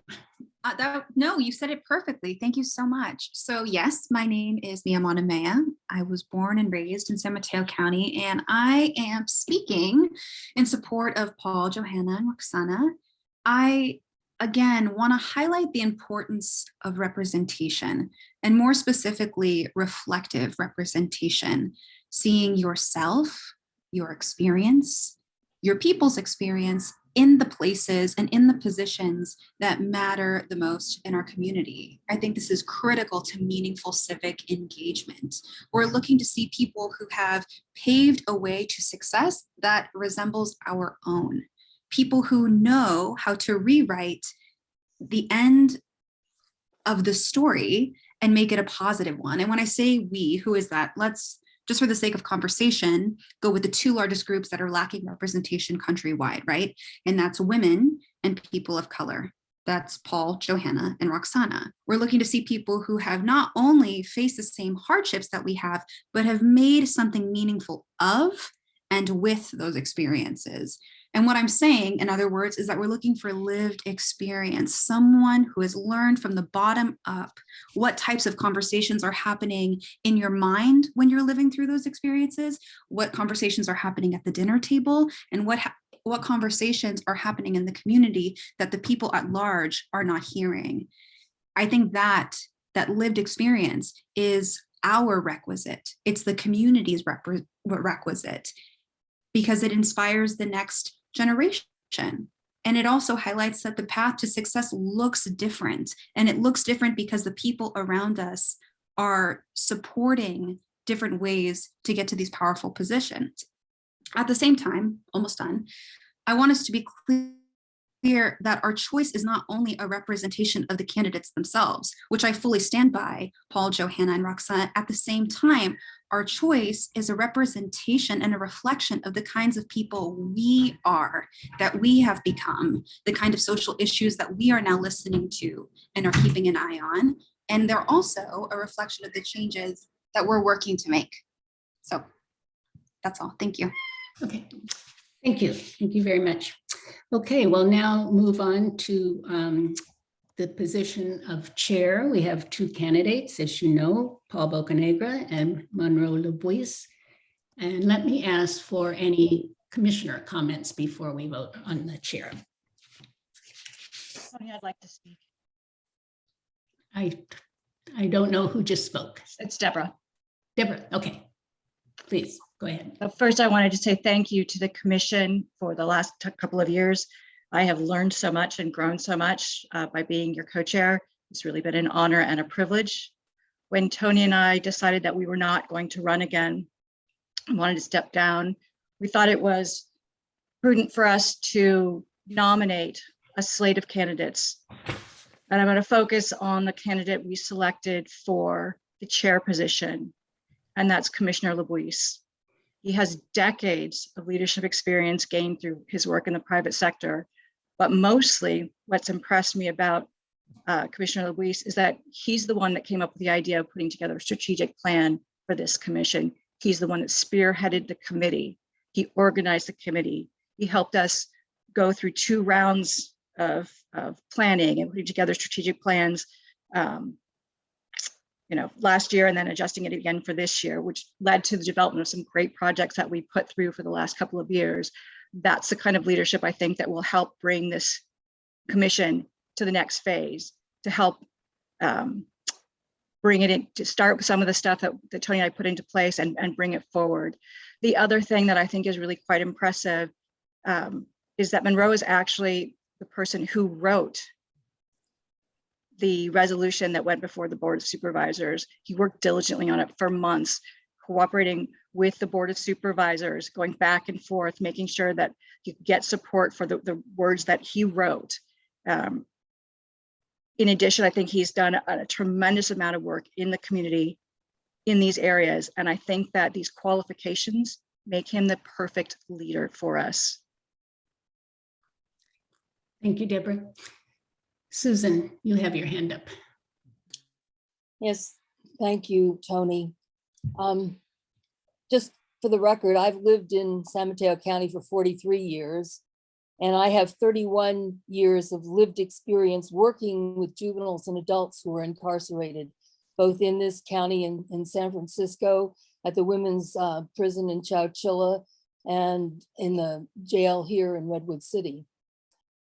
Several years ago, when I was chair of the commission, I had a talk with Judge Edizadi, and I asked her if the commission were to recommend someone who had been in the justice system or the parent of someone who had been in the justice system for appointment to the commission, would she be open to appointing that person? She said she would be, and she was as good as her word. And the result led to the appointment of Nick Jasso and Danny Casillas, and more recently the appointments of Paul, Roxana, and Johanna. As commissioners, their lived experience with the juvenile and adult justice system is priceless. That's clear. But that's not the only lived experience that is valid and helpful to being a commissioner that gets things done. I don't believe that specific lived experience is all that is needed for an effective chair or vice chair. The chair does need to have experience running meetings according to parliamentary procedure, the ability to establish positive working relationships with our community partners, including law enforcement, the DA, and probation, as well as with service providers. That requires diplomacy and tact. They need a broad view of the justice system and an open mind to consider all viewpoints. You don't throw the baby out with the bathwater because we had a bad experience with one policeman or one DA or whatever. Insofar as possible, also, the chair must be impartial during the meetings. To be the chair inhibits your ability to participate. The chair should not argue their point of view in the meetings or even talk much at all. It is the job of the other commissioners to argue their points of view on issues. It is the chair's job to direct traffic and maintain a level playing field. And I think that's what Tony and Deborah have done beautifully over the last 2 years. Now, from my experience and my observation, I see Monroe has a wide variety of substantial, relevant, lived experience as an executive, someone who runs lots of meetings, and he's also been at CASA with justice-involved youth for several years now. He has a wide lens of the commission's purview, not a narrow agenda. He has shown himself to be an effective collaborator with others in the county. And for those reasons, I intend to vote for Monroe for chair. Thank you, Susan. see, although you said the chair shouldn't say too much, I am going to offer the reasons that I nominated Monroe for this position as well. And that is, in addition to the leadership, is exemplified by developing the strategic plan, which we owe so much to in terms of what we've been able to accomplish as the commission. I also nominated Monroe because of his people skills. I find that he is articulate and comfortable talking with people of all different backgrounds, all different ages. And I think that comes across in our meetings, and it comes across at all of the outreach he's been doing. I think he is a great listener and collaborator. I find that he knows when to hold his position if he's really passionate about it. On the other hand, he is willing to compromise when something really needs to get done. And so he's a great collaborator. And I think his dedication to the mission of the commission is extraordinary.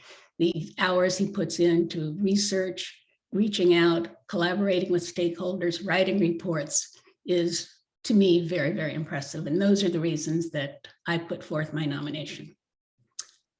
Are there any other comments from commissioners? Okay, we will go ahead and vote for chair. I'll call each commissioner's name, and if you'll tell me who you will be voting for. So Commissioner Telleria.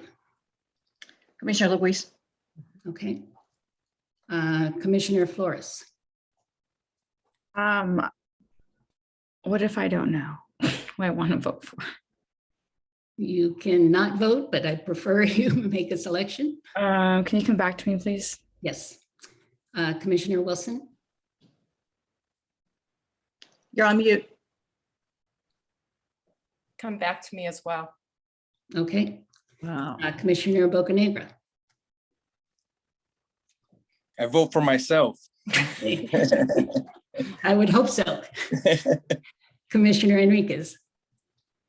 I vote for Mr. Labuis. Okay. Commissioner Hoover-Levy. I vote for Commissioner Luis. Commissioner Luis. I also vote for myself. Okay. Commissioner Nori. I vote for Commissioner LeBuise. Commissioner Rasmussen. I vote for Commissioner Bocanegra. Okay. Commissioner Swope. Susan. You're on mute. I know I was having trouble, my mouse wasn't working. I vote for Commissioner Labuis. Okay. Commissioner Willis. Commissioner Labuis. Okay, and my vote is to Mr. LeBuise, Commissioner LeBuise. So Monroe has 1, 2, 3, 4, 5, 6, 7, 8 votes. You need to go back to the two. Yes. I vote for Commissioner Luis. That was Melissa. Melissa, yeah. Yes, okay. And Commissioner Flores. I vote for Commissioner Luis just after hearing Susan, and I would love to continue to hear Paul be very involved in speaking and hearing him more. Okay. So thank you. So the tough thank you, everybody. I know this has been a tough vote for all of us. We had 2 excellent and very different choices. We have just elected Monroe LeBuise to be the next chair. So congratulations, Monroe. Paul, thank you for everything you have done and will continue to do, I know so well. So we appreciate that. Okay. Can I just say thank you, everybody, and I'm grateful to be on this commission and to be with these commissioners.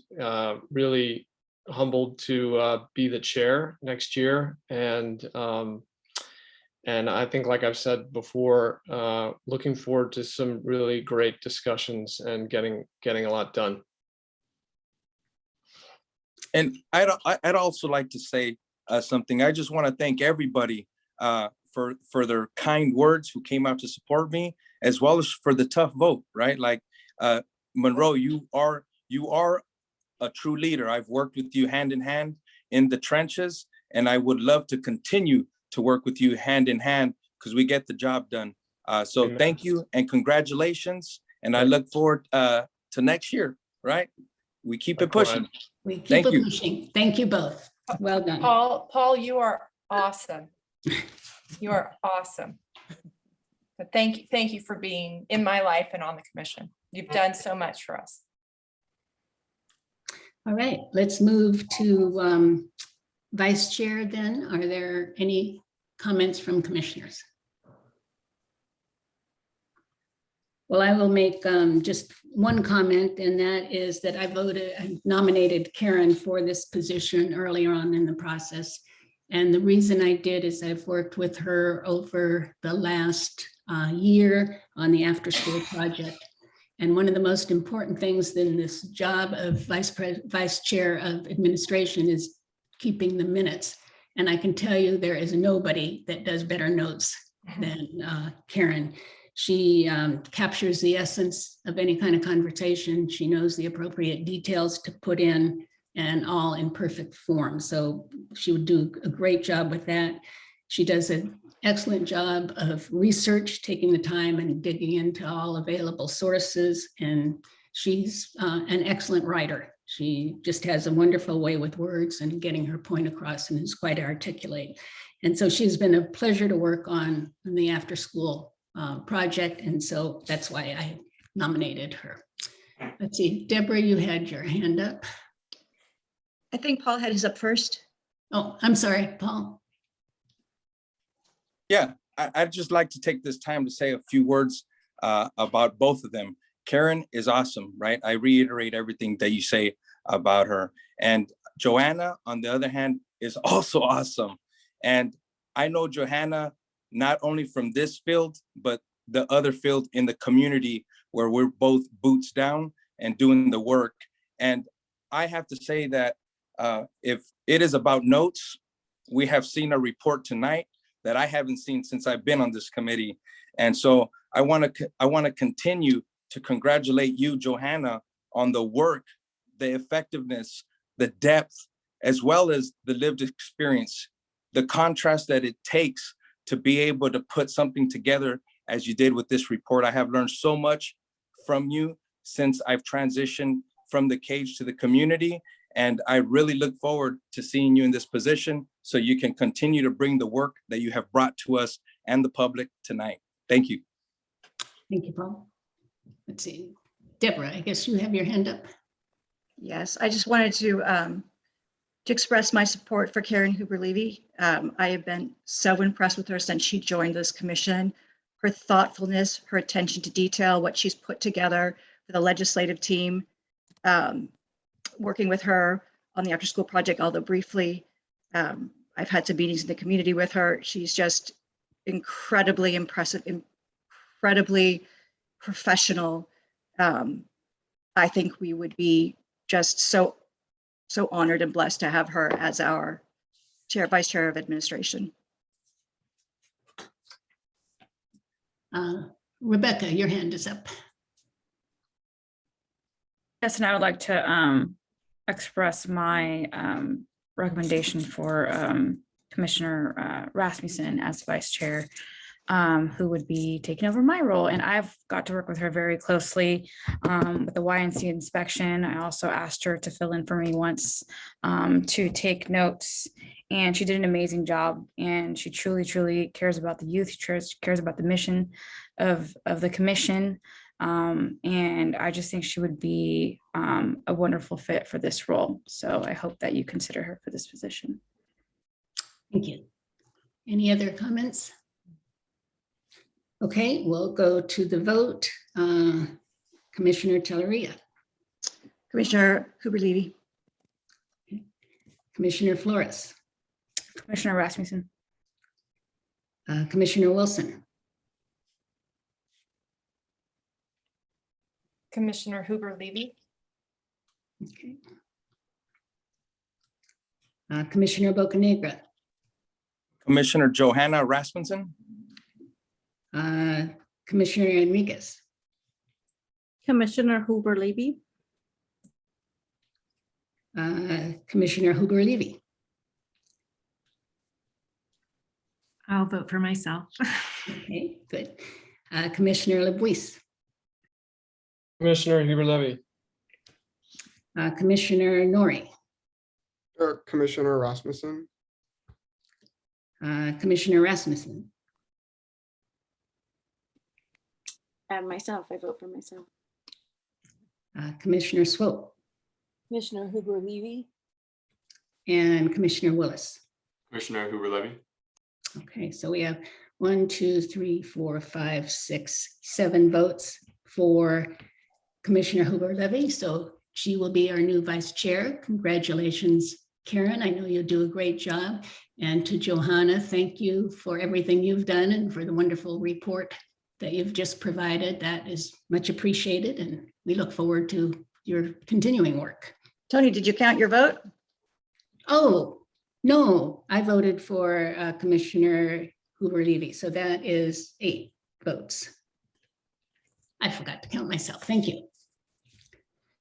Okay, moving on to Vice Chair of Membership. Roxana Enriquez is the only candidate here. Would anybody like to speak? I want to speak. Melissa. Roxana's my nomination, and I'm really excited to see what she's able to do, what I was not able to do. I think she is so perfect to do this, hopefully to do a better job at getting representation on our board and connecting with people. I just know she takes things very seriously and understands how powerful this position is to creating not just this commission, but then the future of juvenile justice, because we are fueling that future. And so, Roxana, I'm so glad you're on our commission. And I'm also so glad that you will be doing this job. I couldn't be more thrilled. I'm looking forward to it starting. Yay. Other comments? All right, let's do the vote.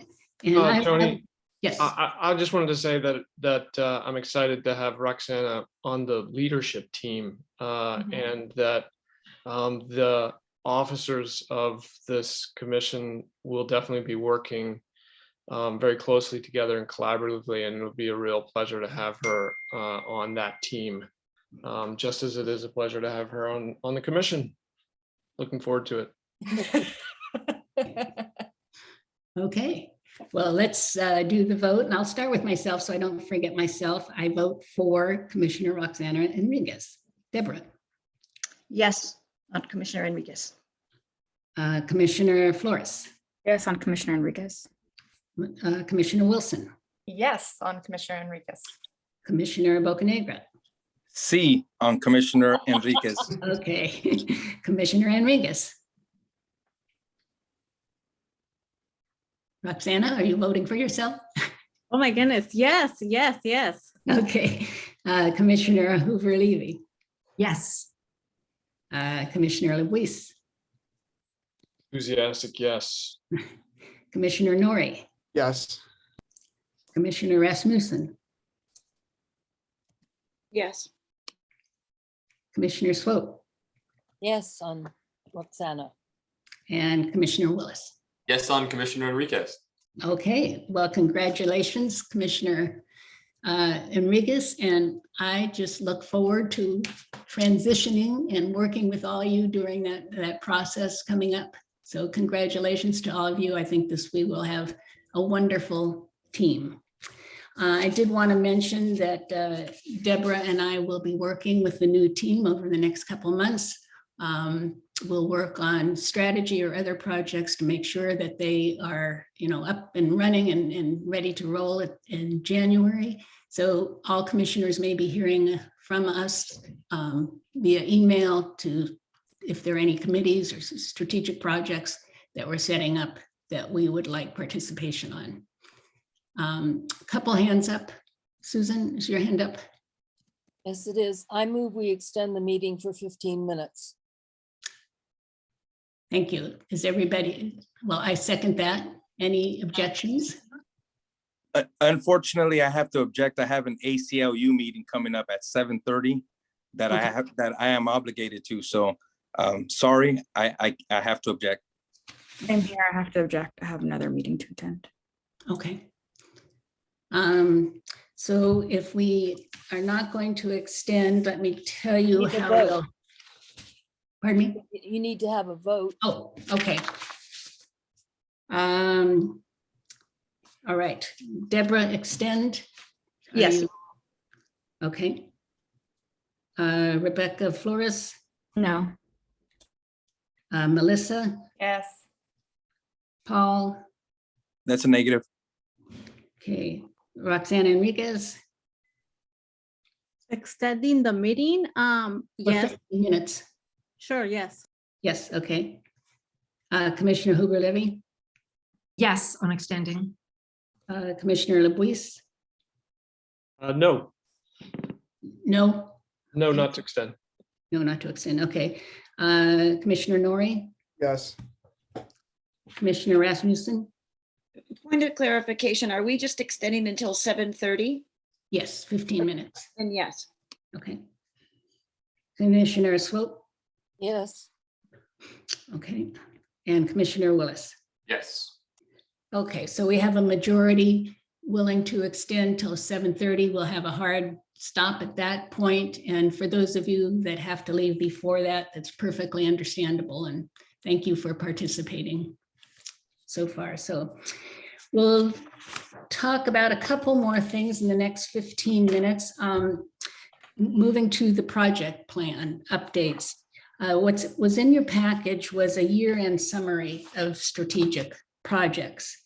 And I want to review that briefly because I think it's something that we should really be proud of. We had 9 projects as we entered 2021. We began those 9 and we have completed all deliverables successfully in 4 of those projects. We have our advocate for alternatives to incarceration that is now in its 2nd phase. We analyzed the after-school programs, also ended and is in its 2nd phase. We created a dashboard, and I encourage everybody to take a look at that dashboard. I'll update it with the new numbers we got tonight in the next couple of days, and it is on the website. And we completed lessons learned from COVID. We have 1 project that's 95% complete, and that's the diversion program, and that should be finishing up pretty quickly. We have 2 outreach projects that will be continuing underway. The communication with elected officials and reaching out to underserved youth. And then we have 2 projects that have been a little longer term, the increased school attendance and the active multi-year project. So I think we have accomplished a great deal. So I want to thank all the commissioners, plus all the volunteers that have been working so diligently on all these projects. It's a fabulous effort and I think very successful ones. So I hope everybody is proud of the work that was done on these projects. So let's turn to them and do really quick updates on each of them. We'll turn to the alternatives to incarceration first. I'll give a quick update, very quick, since the judge actually stole my thunder and said that we have our first meeting of the committee that was formed by the resolution. First meeting tomorrow, which is great. Well, I'll keep it very brief, but just to say that the committee has 7 named members so far. There should be 9, according to what the board passed. And I assume that one of our first orders of business is going to be figuring out who else to add to this committee. But there will be 7 there tomorrow. Great. Do you have a timeline? Don't have a timeline, don't have anything, right? Just to be clear, the Board of Supervisors resolution was intentionally broad and not very specific as to how this committee should operate and over what timeline and so on. And when I was talking about it with Supervisor Slocum, for example, like I think he wanted it to be deliberately broad in that sense so that the committee could decide these things itself, right? Come up with its own order of business and timeline and so forth. So hopefully that's what we spend a lot of time talking about tomorrow, and we'll have much more, Paul and I will have much more information next month or in January, I guess, but maybe we can update some other way, but in the meantime. Well, let me ask, since we only have 5 minutes left, are there any updates that anybody wants to make for any of the projects that you really want to make sure is out today? Susan. You're on. I'm thrilled to report that we put out a survey to all of the school districts. We have 23 school districts in the county, and of those, there are 3 unified K through 12 districts, and 2 of the 3 responded. We have 13 K through 8 school districts, and 13 of 17 responded. And we have 3 high school districts, and all 3 responded. So we have 66% of the unified, 76% of the K through 8, and 100% of the high schools, and overall 78% of our 23 counties. So we've got data that we can really start getting our teeth into. So I'm just happy to report that. And we'll be meeting to talk about this on December 10th. Congratulations, that's good news. Are there any other project reports? Melissa? I just wanted to let everybody know that on December 6th, I think, Chan Zuckerberg Initiative will be announcing that our project got $50,000 in funding this year and next year. And that forced us to come up with a name. So now we have a name. So it's Hear Us, Youth for Restorative Justice. And there's so much more I could say, but I just wanted you to be able to like look at the newspaper that day and be like, oh, look, we're here. Excellent news. Could you write that little brief update? Could you write it up and send it to all commissioners? I mean, you've made some tremendous progress that I know everybody would love to hear about. Okay, great. Thank you.